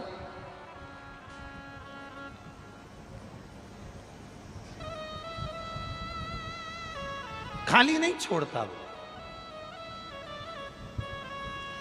परिश्रम करने वाले का साथ परमात्मा कभी नहीं छोड़ता। आप जाओ शंकर के मंदिर एक लोटा जल लेकर, विश्वास के साथ जाना, भरोसे के साथ जाना, और जो विश्वास और भरोसे के साथ जाता है बाबा उसको साथ लेता है। शरीर में श्वास जरूरी है और कथा में विश्वास जरूरी है। शरीर में श्वास रहेगी तो शरीर चलेगा। तुम्हारी कथा सुनने में अगर तुम्हारा विश्वास है कि मैंने सियोर वाला महाराज के मुंह से कथा सुनी है, एक लोटे जल का महत्व देखा है, एक बेलपत्री का महत्व देखा है। उन्होंने कहा था 5 जगह पर बेलपत्री रखकर जल चढ़ाना, मतलब पक्का है कार्य होगा अगर विश्वास रखकर चढ़ाओगे। उन्होंने कहा था शिवलिंग पर जल चढ़ाकर आधा जल बचा हुआ बेलपत्री के पेड़ के नीचे चढ़ाना, मतलब उन्होंने कहा है विश्वास है। व्यास पीठ से बोला गया है, भरोसा विश्वास दृढ़ हो गया, पक्का हो गया, फिर तो महादेव को भी तुम्हारा काम करना ही पड़ेगा। विश्वास पक्का था। यह विश्वास नहीं तो और क्या है। इतनी हवा चल रही थी, इतनी आंधी चल रही थी, टेंट उखड़ उखड़ के जा रहा था, तुम बैठे रहे विश्वास बल पर, भरोसा पक्का कर कर। तो बाबा को भी सोचना पड़ा, ये बड़ी अड़ेली है, नहीं हटेगी।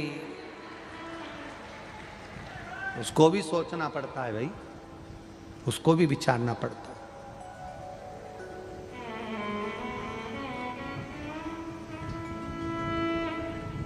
भोलेनाथ दया करना, मैं तेरे भरोसे हूँ। मेरे बाबा दया करना, मैं तेरे भरोसे हूँ। ना घर के भरोसे हो, ना परिवार के भरोसे हो। मेरे बाबा दया करना, मैं तेरे भरोसे। हम उसके भरोसे जीना प्रारंभ कर। हम कथा सुनते हैं जब तक हमारा भरोसा रहता है, फिर कोई मिल जाता है और वो कह देता है कि यहाँ से तुम्हारा काम नहीं हो रहा तो तुम हमारी दूसरी जगह चलो, हम एक और बाबा के पास ले चलते। यहाँ से काम नहीं हो रहा तो वो तीसरे के यहाँ चलो, हम उसके पास ले चलते। मतलब तुम एक पे भरोसा नहीं कर पाए। अगर एक पर भरोसा कर लेती, शिव महापुराण पर पूरा भरोसा कर लेती ना, तो तुझे किसी के दरवाजे जाने की जरूरत नहीं पड़ती, तेरा काम वहीं से हो। भरोसा होगा तभी तो लोग इतने पत्र लिखते हैं कि हम पढ़ भी नहीं पाते। भरोसा, विश्वास। शरीर में श्वास जरूरी है और कथा में विश्वास जरूरी है। आप जब शिव महापुराण की कथा चाहे टीवी पर सुन रहे हो, चाहे पंडाल में सुन रहे हो, चाहे मोबाइल पर सुन रहे हो, आपको भरोसा होना चाहिए, विश्वास होना चाहिए, दृढ़ता होना चाहिए। विश्वास तोड़ने वाले बहुत मिलेंगे, बहुत। कोई कहेंगे कि ऐसा है, कोई कहेगा वैसा है, कोई कहेगा उनने ऐसा कर दिया, कोई कहेगा उनने वैसा कर दिया। कितना कितना लोग उपद्रव मचाते हैं। अब सियोर में रुद्राक्ष उत्सव हुआ, लोगों ने कितना उपद्रव मचाया, ढेर उपद्रव मचा के रखा, पर विश्वास मेरे बाबा पर था। वो चिल्लाते रहे और कथा बचती रही, चलती रही और चलती रही। वो कहते रहे, कोई कहे इतने मर गए, कोई कहे उतने मर गए। हमने केवल इतना ही कहा कि जो मरे उनकी लिस्ट ला कर दे दो। बस इतना निवेदन था। जो मरे उनकी लिस्ट लाई।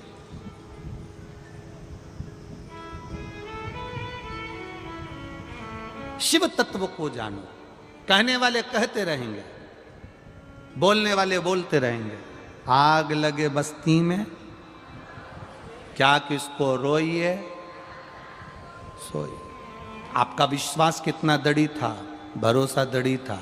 आज विश्वास ही तो दृढ़ होगा, तभी तो लोग केवल इस व्यासपीठ से कहा कि अपने अपने गांव में, अपने अपने नगर में, अपने अपने शहर में एक निर्माल्य विसर्जन की गाड़ी चढ़ाओ, गाड़ी चलाओ, जिससे हमारे यहाँ के तालाब, नदी, कुएं, बावड़ी स्वच्छ रहें, मंदिर साफ रहे। निर्माल्य ले जाकर उसकी खाद बनाकर पेड़ पौधे में डाल दो। आज देखो पूरे भारत की भूमि पर गांव गांव, नगर नगर, शहर शहर में महिलाओं ने, माताओं ने निर्माल्य विसर्जन की गाड़ियां चालू कर दी। कोई पुरुषों ने निर्माल्य विसर्जन की गाड़ी चालू कर दी। सब कैसे?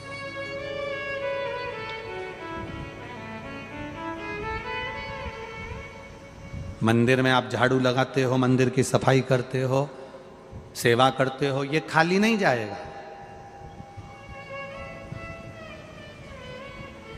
सास की सेवा करते रहे तो सास मरते मरते एक आध अंगूठी तो दे ही जाएगी, भले वो कितनी चिड़े।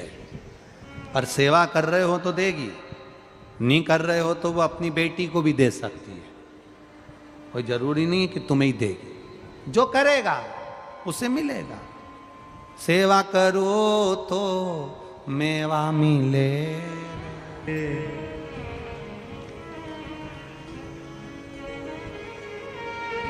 गौ माता की सेवा करो रे, सेवा करो तो बोलो बोलो मेवा मिले। मात पिता की सेवा करो रे, सेवा करो तो मेवा के लिए कोई नहीं करे, चाबी मिले रे। कौन करे मेवा के चक्कर में सेवा? या तो जितने लोग सेवा करे आज के जमाने में चाबी के चक्कर में करे, चाबी के चक्कर।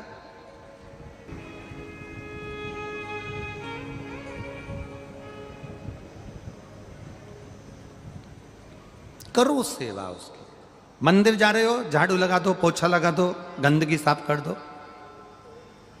मंदिर से आ रहे हो, भोलेनाथ की सेवा करके। हम ये नहीं कहेंगे कि तुम घर से फूल ले जाओ। जो शंकर जी पे फूल चढ़े उठा के एक जगह पर रख लो डलिया में, और जैसे ही आते आते जब वापिस आओ उनका श्रृंगार करके, उन्हीं के फूल से उनका श्रृंगार कर दो।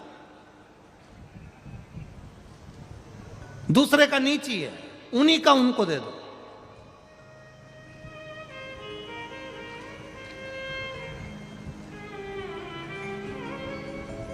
दूसरे की साड़ी कितनी भी पहन लो, एक ना एक दिन वो देख लेगी ना तो मांग लेगी। उसका मन नहीं लगेगा कथा में भी, अगर उसकी साड़ी पहन के बैठे हो तो 3-4 बार तो देख ही लेगी।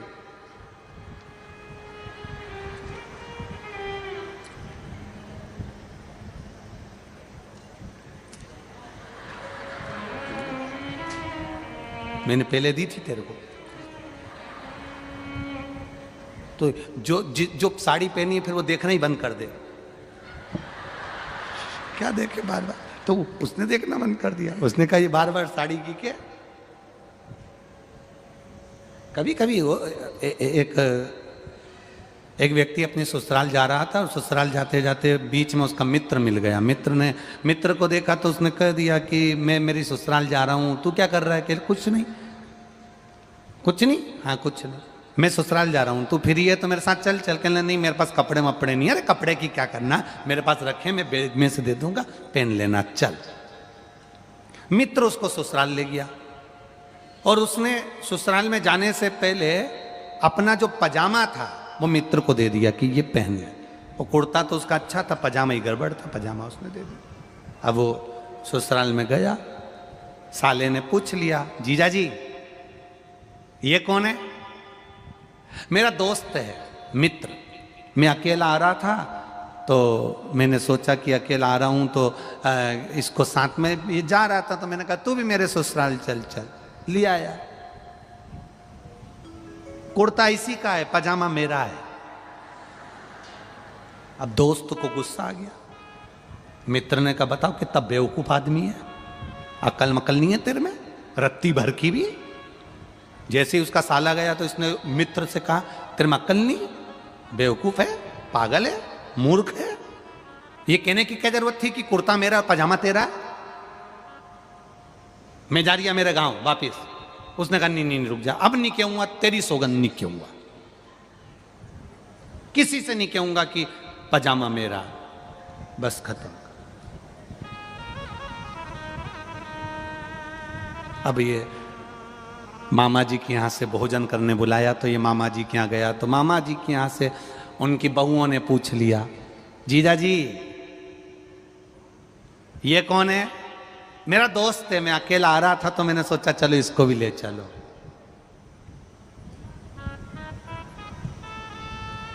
कुर्ता भी इसी का और पजामा भी इसी का है। अब तो इसको कांटे से खून नहीं। अभी इसने कहा, जैसी बहुएं गई तो कहा कि पागल हो गया, पगला है, ये क्या कहने की जरूरत थी कि कुर्ता भी इसका पजामा भी इसका,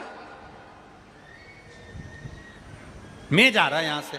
उसने कहा नहीं नहीं अपन अब नहीं बोलूंगा, बिल्कुल पक्का अब नहीं बोलूंगा, अब कुछ नहीं। इतने में मौसी जी आ गई, कंवर साहब, जीजा जी, जमाई साहब, हमारे यहाँ शाम को आना। तो शाम को ये गए, फिर मौसी ने पूछ लिया ये कौन है? मेरा दोस्त है, अकेला आ रहा था तो इसको ले आया।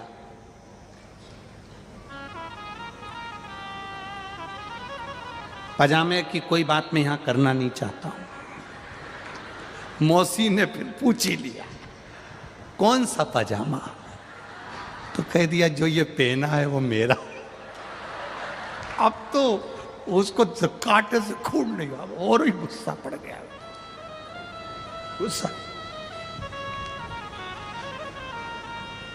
शिव जी को शंकर भगवान का जो पुष्प बेलपत्र फल जो चढ़ा है वही की वही हम महादेव को चढ़ा दें तो महादेव स्वीकार कर लेता है। किसी दूसरे से लेकर भगवान को नहीं देना। आपको पहले कथा में कहा है तुम्हारे पास में 10 रुपए हैं तो आप 10 रुपए दो, तुम्हारे पास में 1 बेलपत्री है तो 1 बेलपत्री दो, तुम्हारे पास में 5 रुपए है तो 5 रुपए दो, तुम्हारे पास में 1 चावल का दाना है तो 1 चावल का दाना दो। पर पड़ोसी से मांगकर अपने मंदिर में दर्शन करने गए, कृष्णेश्वर महादेव का दर्शन करने गए, परली बैजनाथ का दर्शन करने गए, त्र्यंबकेश्वर महादेव का दर्शन करने गए, गुरु जी का दर्शन करने गए, शिव पुराण सुनने के लिए गए, और वहां पर तुमने कहा पड़ोसी से मुझे 50 रुपए दे दो, मैं बाद में तुम्हें घर पर दे दूंगी। भगवान के सामने खड़े हो, कथा में बैठे हो, परमात्मा के सामने खड़े हो, मंदिर में खड़े हो, भगवान के सामने खड़े होकर तुम पड़ोसी से हाथ फैलाकर कहो कि तू 50 रुपए दे दे, मैं तेरे को बाद में दे दूंगी। भगवान कहता है मेरे सामने खड़े रहकर तुम मुझसे मांगता, अभी भी तू दूसरे से मांग रहा है, अभी भी तू दूसरे के आगे हाथ फैला रहा है। तुम मुझसे कहता नहीं है 50 रुपए मत चढ़ाओ, नहीं है 10 रुपए मत चढ़ाओ, नहीं है चावल का दाना मत चढ़ाओ, नहीं है बेलपत्र मत चढ़ाओ, पर दूसरे से मांग कर मत चढ़ाओ। तुम्हें भगवान जब दे दे, मेरा कुबेर भंडारी कुबेरेश्वर महादेव जब तुम्हारे भंडार भर दे, तब तुम दोनों हाथ से खूब दान करना, मना नहीं, पर किसी से मांग कर नहीं, किसी से मांग कर दान नहीं करना, किसी से लेकर दान नहीं करना। तुम्हारे पास में भंडारी दे दे, मेरा कुबेरेश्वर महादेव तुम्हें प्रदान कर दे, मेरा देवाधिदेव महादेव तुमको दे दे, तब तुम खूब दान करना, खूब करना।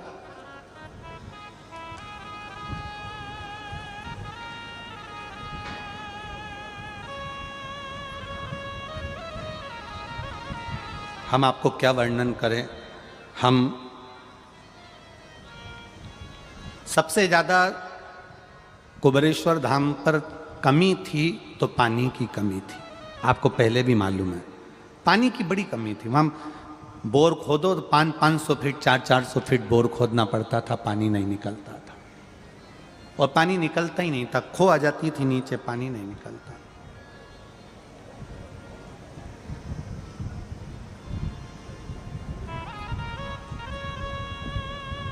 बहुत लोग कहते हैं पानी नहीं, गुरुजी क्या करें। हमने कहा कुछ नहीं, अब बाबा का भजन करो, जिस दिन उसको लाना होगा ऐसा पानी लेकर आएगा कि पानी की कमी नहीं होगी। महाराष्ट्र की माताएं ट्यूबवेल लगाना प्रारंभ करी। एक माँ तो हर 2-4 महीने में आकर एक बोर लगवा देती है। बाबा ने ऐसी कृपा करना प्रारंभ कर दी कि जिस बोर को खोदते हैं बाबा ऐसी करुणा करा कि उस बोर में 400 फीट तो जान दो, 200-250 फीट पर ही बाबा जल प्रदान कर देता है। ये शिव कृपा। हमसे लोग कहते हैं कि कुबेरेश्वर धाम में आखिर ऐसा क्या है। हम कहते कंकर शंकर की भूमि है। चारों धाम घूम कर आना, 12 ज्योतिर्लिंग कर आना, सारी नदियों में स्नान कर आना, और एक बार जिंदगी में कुबेरेश्वर धाम की धरा पर बस 5 पत्थर रखकर पूजन कर कंकर शंकर से कहकर चले जाना, जिस बैग को लाए हो उसको खोलना भी मती, 3 महीने में वापिस वही बैग लेकर बुला लेगा। वो शिव है जिसने दृढ़ता रखी, विश्वास रखा, भरोसा रखा। जो विश्वास से उसको रिझाता है वो मिल जाता है।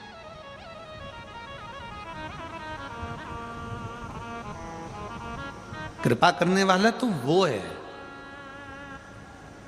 ये तो बाबा की कृपा है कि सुबेरे 10 बजे से लेकर 5 बजे तक वहां रोज प्रतिदिन अब रुद्राक्ष वितरण चालू हो गया। लोग आते हैं, लेते हैं, चले जाते हैं। हाँ, निर्माण चल रहा है, समय लगेगा। क्या है ऐसा शिव में? शिव में क्या है ऐसा? अर्जुन ने भगवान कृष्ण से कहा था, आप कह रहे हो कि शंकर भगवान को जल चढ़ाने का नियम बना लो। हाँ, केवल जल चढ़ाने का नियम। हाँ, भोजन जब करना तू जब जल चढ़ा ले, नहीं तो उसके बाद ऐसा नियम बना ले कि मैं जल चढ़ाऊंगा तब भोजन करूंगा। नहीं करूं मैं भोजन, नहीं करना मुझे भोजन। अर्जुन ने नियम ले लिया। 3 दिन बीत गए, अर्जुन को भोजन नहीं करना, क्योंकि शंकर का मंदिर नहीं मिला, शिव मंदिर नहीं मिला। युधिष्ठिर ने भीम से कहा अर्जुन को भोजन करे। 3 दिन बीत गए, शंकर भगवान का मंदिर नहीं मिल रहा। जंगल में शिव मंदिर कहां से आएगा? जंगल में शंकर का मंदिर कहां से आएगा? भीम क्या करें? भीम ने कहा तुम चिंता मत करो भैया, कल अर्जुन भोजन करेगा। और भीम गया, एक लकड़ी के ठूठ को भीम ने काट लिया। महाभारत का ये चरित्र संपूर्ण भारत देश के लिए एक गौरव का चरित्र है। ये जो चरित्र आप सुन रहे हो, ये महाभारत में भले ना दिखाया हो, पर महाभारत का ये चरित्र आपके दिल में विश्वास पैदा करेगा, हृदय में आनंदता लाएगा। भीम ने कहा तुम चिंता मत करो। युधिष्ठिर से कहा भैया कल अर्जुन भोजन करेगा, पक्का है, तुम देखना कल अर्जुन भोजन को ग्रहण करेगा, निश्चित है। अर्जुन को भोजन कराने के लिए भीम ने छल करा। एक पेड़ की टहनी को, एक पेड़ के ठूठ को काटा, काट कर उसको लाया, लाकर जमीन में गाड़ दिया, गाड़ कर उसके 4 बांस लगाकर, बांबू लगाकर उसके ऊपर छाया कर दी, और जो पेड़ का ठूठ था उसके ऊपर माला पहना दी, पत्ती रख दी, और पत्ती रखकर, फूल रखकर, माला पहनाकर उसको त्रिपुंड लगा दिया। और अपने युधिष्ठिर से और अर्जुन से जाकर कहा जंगल में मुझे शंकर जी का मंदिर मिल गया। जंगल में मुझे शंकर जी का मंदिर मिल गया। शिव मंदिर जंगल में मिल गया? हाँ। युधिष्ठिर ने तुरंत अर्जुन से कहा अर्जुन इसके साथ जाओ और शंकर जी का दर्शन करके जल चढ़ा कर आओ। अर्जुन 1 लोटा जल सरोवर में से भरे, शंकर का गुणगान करते हुए नमः शिवाय नमः शिवाय नमः शिवाय ओम नमः शिवाय बोलते हुए शंकर के मंदिर में पहुंच गए। शिव जी का शिवलिंग देखा, अर्जुन प्रसन्न हो गए। प्रसन्न होकर उन्होंने जल चढ़ाया। जल चढ़ाकर वापिस आए। आने के बाद माता कुंती से, द्रौपदी से कहा भोजन दो। भोजन सामने आया, अर्जुन ने भोजन करा। जैसे ही भोजन करा, अर्जुन बस भोजन आधा कर चुके थे और भीम ठहाका लगाकर हंस दिए। भीम ठहाका लगाकर हंस दिए, क्योंकि उसको मालूम था कि मैंने इसको बेवकूफ बना दिया। उसको मालूम था मैंने इसको बेवकूफ बना दिया। भीम ठहाका लगाकर हंसे, और भीम जब ठहाका लगाकर हंसे तो युधिष्ठिर को रास नहीं आया। नकुल सहदेव को रास नहीं आया, अर्जुन को रास नहीं आया कि अर्जुन आज भोजन कर रहा है, 3 दिन में भोजन कर रहा है और तुम हंस रहे हो, तुम हंस रहे हो। जब एक पत्थर को लोग पूजते हैं तो बहुत सारे ठाका लगाने वाले मिल जाते हैं जो तुम पर हंसेंगे। अरे अभी बताओ, हमने तो ये पत्थर रखा था, हमने तो ये पत्थर रखा था, हमने तो यहां लाकर पत्थर रखा था और किसी ने उसकी पूजन कर ली, दूसरा उसकी पूजन करना चालू कर दिया, तीसरा उसकी पूजन करना चालू कर दिया, चौथा उसकी पूजन करना चालू कर दिया। एक पत्थर में भी प्राण आ जाते हैं जब कोई दिल से उसको पूज लेता है, उसकी प्राण प्रतिष्ठा हो जाती है। एक पत्थर में भी प्राण आ जाते हैं।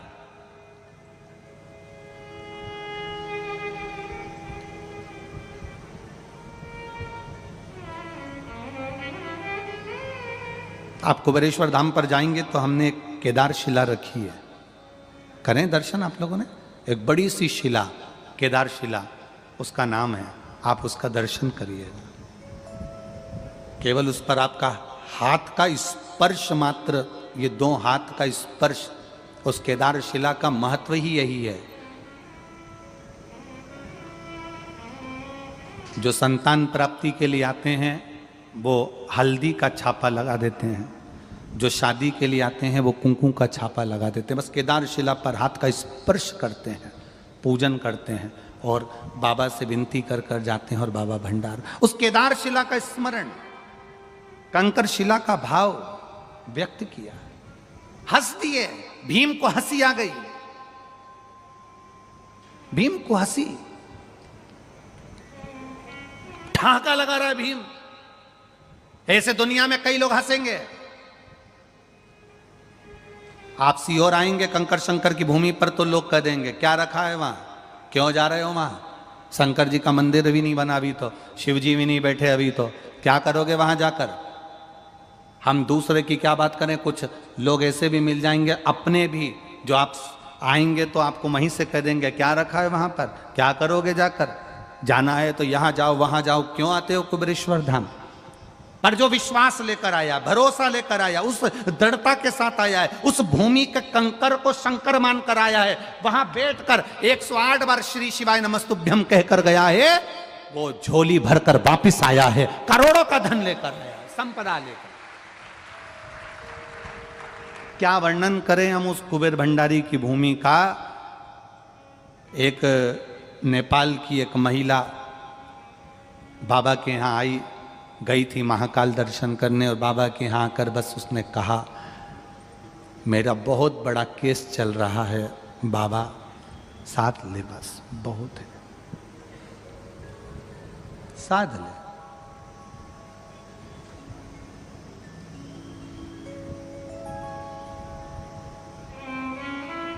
खबर आई, महिला आई है, बहुत दुखी है। उस महिला के मुख से एक शब्द निकला कि गुरुजी अगर मेरा केस सुलझ गया ना तो मैं यहाँ बाबा के यहाँ पर ऐसा ऐसा कर दूंगी। हमने उनसे, एक महिला से एक ही बात कही और वो महिला बाद में अभी वीरगंज में भी मिलने आई। हमने उनसे एक ही बात कही, आप ये मत बोलो कि आप क्या कर दोगे, बस आप तो बाबा से ये कहो कि भोला सब दुख ओ भोला सब दुख आप तो बाबा से जाकर बस इतना कहो कि मेरा ये दुख है, काट देना। आपको ये नहीं कहना है कि मैं ऐसा करूंगी। भगवान कोई लालची नहीं है कि तुम करोगी इसलिए तुम्हारा काम करेगा। भगवान से तुम इतना कहो कि मेरी ये झोली भर देना बस, और बाबा को हाथ लगाओ, छापे लगाओ और जाओ यहाँ से, जाओ यहाँ से। गई, 20 दिन भी नहीं हुए और उसने खबर कर दी आशीष भैया को कि मंदिर में बाबा जब विराजे और बाबा की जो शिला लेख हों उस सबको चांदी से पूरे मंदिर को जड़ दो। बाबा ने इतनी कृपा कर दी। ये शिव तत्व है, ये शंकर औघड़ी है, औघड़ी। आप बाबा को ये कहकर मत आओ कि मैं ऐसा करूंगी नहीं है। हमारे बाबा को तुम्हारा लालच नहीं चाहिए, हमारे बाबा को तुम्हारा लोभ नहीं चाहिए। तुम तो जल चढ़ाओ, पूजन करो, कंकर शंकर को पूज लो। तुम कुबेरेश्वर धाम पर आए हो तो शिव की आराधना करो, 1 रुपया भी मत दो। तुम तो भगवान का भजन करो केवल। वहां आए हो, उस भूमि के महत्व को जानो, वहां बुराइयां मत ढूंढो, वहां बैठकर केवल शंकर में कंकर में शंकर को ढूंढने का प्रयास करो। दे दे तब तुम मत कहना कि मैं क्या दूंगी। तुम ऐसी पोटली बांध कर लाओगी और ऐसे लुटा कर जाओगी, ये निश्चित है। बस उसके पास आकर बोल कर, उससे केवल अपने मन की बात कहकर जाइए, अपने हृदय की बात कहकर। हंसेंगे लोग, ठहाका लगाएंगे लोग, बहुत ताने देंगे लोग, बहुत हंसेंगे लोग, हम पे ही हंसते हैं। कोई टोटके वाला महाराज कह देता है, कोई उपाय वाला महाराज कह देता है। हम तो कहते हैं शंकर ने जो लिखा है शिव पुराण में, बस उसी को बताया है। पूरी शिव पुराण को दिल से पढ़ना, एक एक चीज जो बताई गई, चाहे बेलपत्र हो, चाहे शहद हो, दही हो, चाहे काली मिर्ची हो, चाहे श्री शिवाय नमस्तुभ्यम हो। कई लोगों को तो श्री शिवाय नमस्तुभ्यम का भी विरोध करना है कि ये मंत्र ही नहीं, ये साधना ही नहीं। मत जपो ना, हमारा दिल करता है हम जप रहे हैं, ये हमारा दिल है। और हम आपसे भी कहेंगे, आपका दिल करे तो श्री शिवाय नमस्तुभ्यम बोलो। उसका मतलब होता है शंकर भगवान मैं आपके चरणों को नमन करती हूं। उसके बाद भी कई लोग कह देते हैं श्री शिवाय नमस्तुभ्यम कहां से ले आया सीहोर वाला महाराज, कहां से ले आया? विद्येश्वर संहिता में स्वयं वेद व्यास जी ने लिख दिया। छुपा कर रखा हुआ था ये ग्रंथ, ऐसा था कि लोगों के सामने, क्योंकि आज के जमाने में सब जितने भी कथा सुनने वाले हैं ना, ये सब दूसरे लोगों के दुख मिटा देते हैं। इनकी पड़ोसन फोन करके बोलती है मेरा बेटा बीमार है, ये तुरंत बता देती है पशुपति व्रत कर ले, 1 लोटा पानी चढ़ा ले। सुना मैंने शंकर जी की कथा में, ज्यादा हो तो 1 बेलपत्री लाके खिला दे। बोलो सही है कि गलत है? आज के जमाने में किसी को फोन लगाकर बोलोगे, वो बात करोगे तो वो पहले ही कह देगी शंकर जी के मंदिर जाना चालू करो, 1 लोटा जल चढ़ाना चालू करो, 5 जगह पर जल चढ़ाओ, शंकर जी को ऐसा करो, शिव जी को वैसा करो। उसने उपाय बताना प्रारंभ कर दिया। अब अकेला सीहोर वाला महाराज उपाय नहीं बताता, और सीहोर वाले महाराज को देखते देखते आजकल हर व्यासपीठ से लोग उपाय बताने लगे। शिव को पहचानना है हम। आजकल सब समझदार हो गए, जरा सा तकलीफ आती है लोग शंकर का भजन करते हैं, स्मरण करते हैं।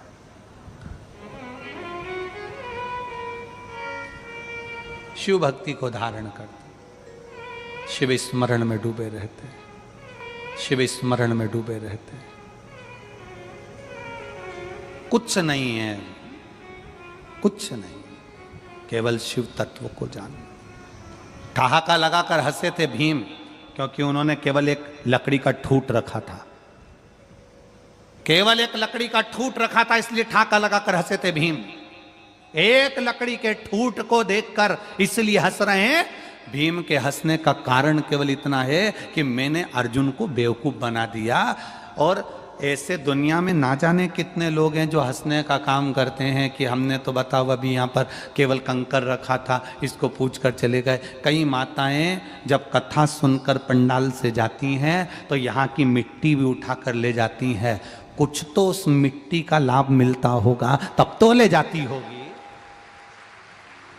कुबेरेश्वर धाम का कंकर उठाकर ले आती है, कुछ तो मिला होगा, इसलिए लाती होगी। और इतने लाखों लोग शिव महापुराण की कथा को सुन रहे हैं, लाखों लोग। पूरा छत्रपति संभाजी नगर के एक एक बुजुर्ग के मुख से, कल हमारे को सोपान दत्तात्रेय जी नारखेड़े जी कह रहे थे, हमारे पूरे छत्रपति संभाजी नगर का एक एक बुजुर्ग से बुजुर्ग व्यक्ति कह रहा है कि ऐसी जनता और ऐसी भीड़ और ऐसे भक्त आज तक छत्रपति संभाजी नगर में नहीं देखेगा। इतना भक्त, इतना भक्त।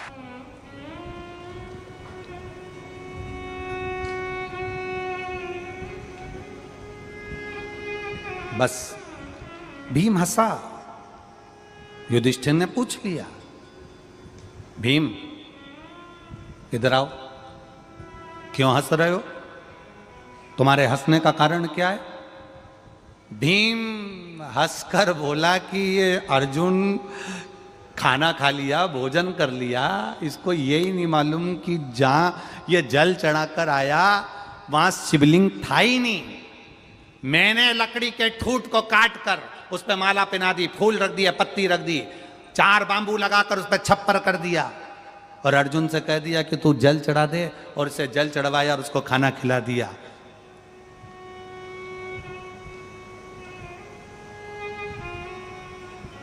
बन गया ना बेवकूफ?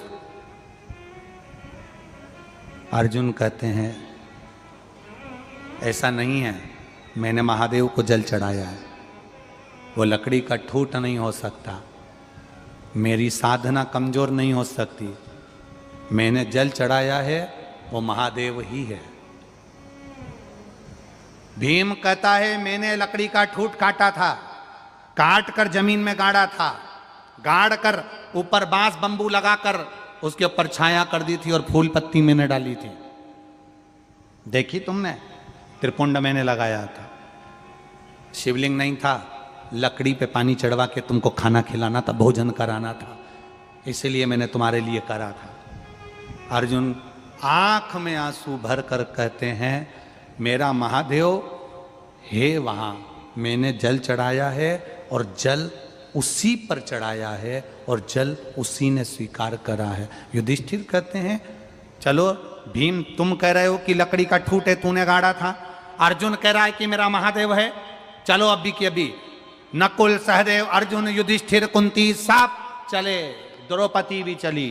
भगवान महादेव के उस लकड़ी के ठूठ को जिसको महादेव बनाकर रखा था, युधिष्ठिर ने कहा भीम पहले तुम परीक्षा दे दो, तुमने लकड़ी का ठूठ गाड़ा था, शिवलिंग बनाकर रखा था, तो एक काम करो, तुमने गाड़ा तो तुम्हें उखाड़ दो, तुमने गाड़ा है तुम उखाड़ो। अगर ये लकड़ी का ठूठ उखड़ गया तो समझ लो कि ये लकड़ी का ठूठ है, तुमने गाड़ा था, और अगर ये नहीं उखड़ा तो ये अर्जुन का महादेव है जो स्थिर बना हुआ है, नहीं हटा। काटो।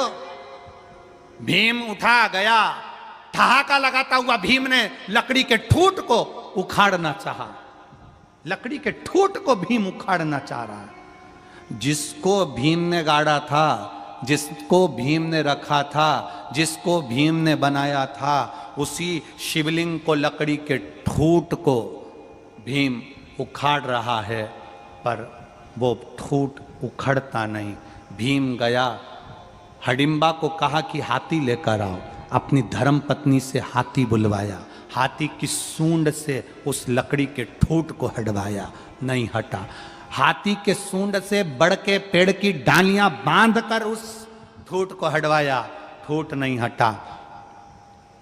अर्जुन अब कह रहे हैं जब कोई एक व्यक्ति दिल से कंकर पर भी जल चढ़ाता है ना, तो वो शंकर बन जाता है, वो शंकर बन।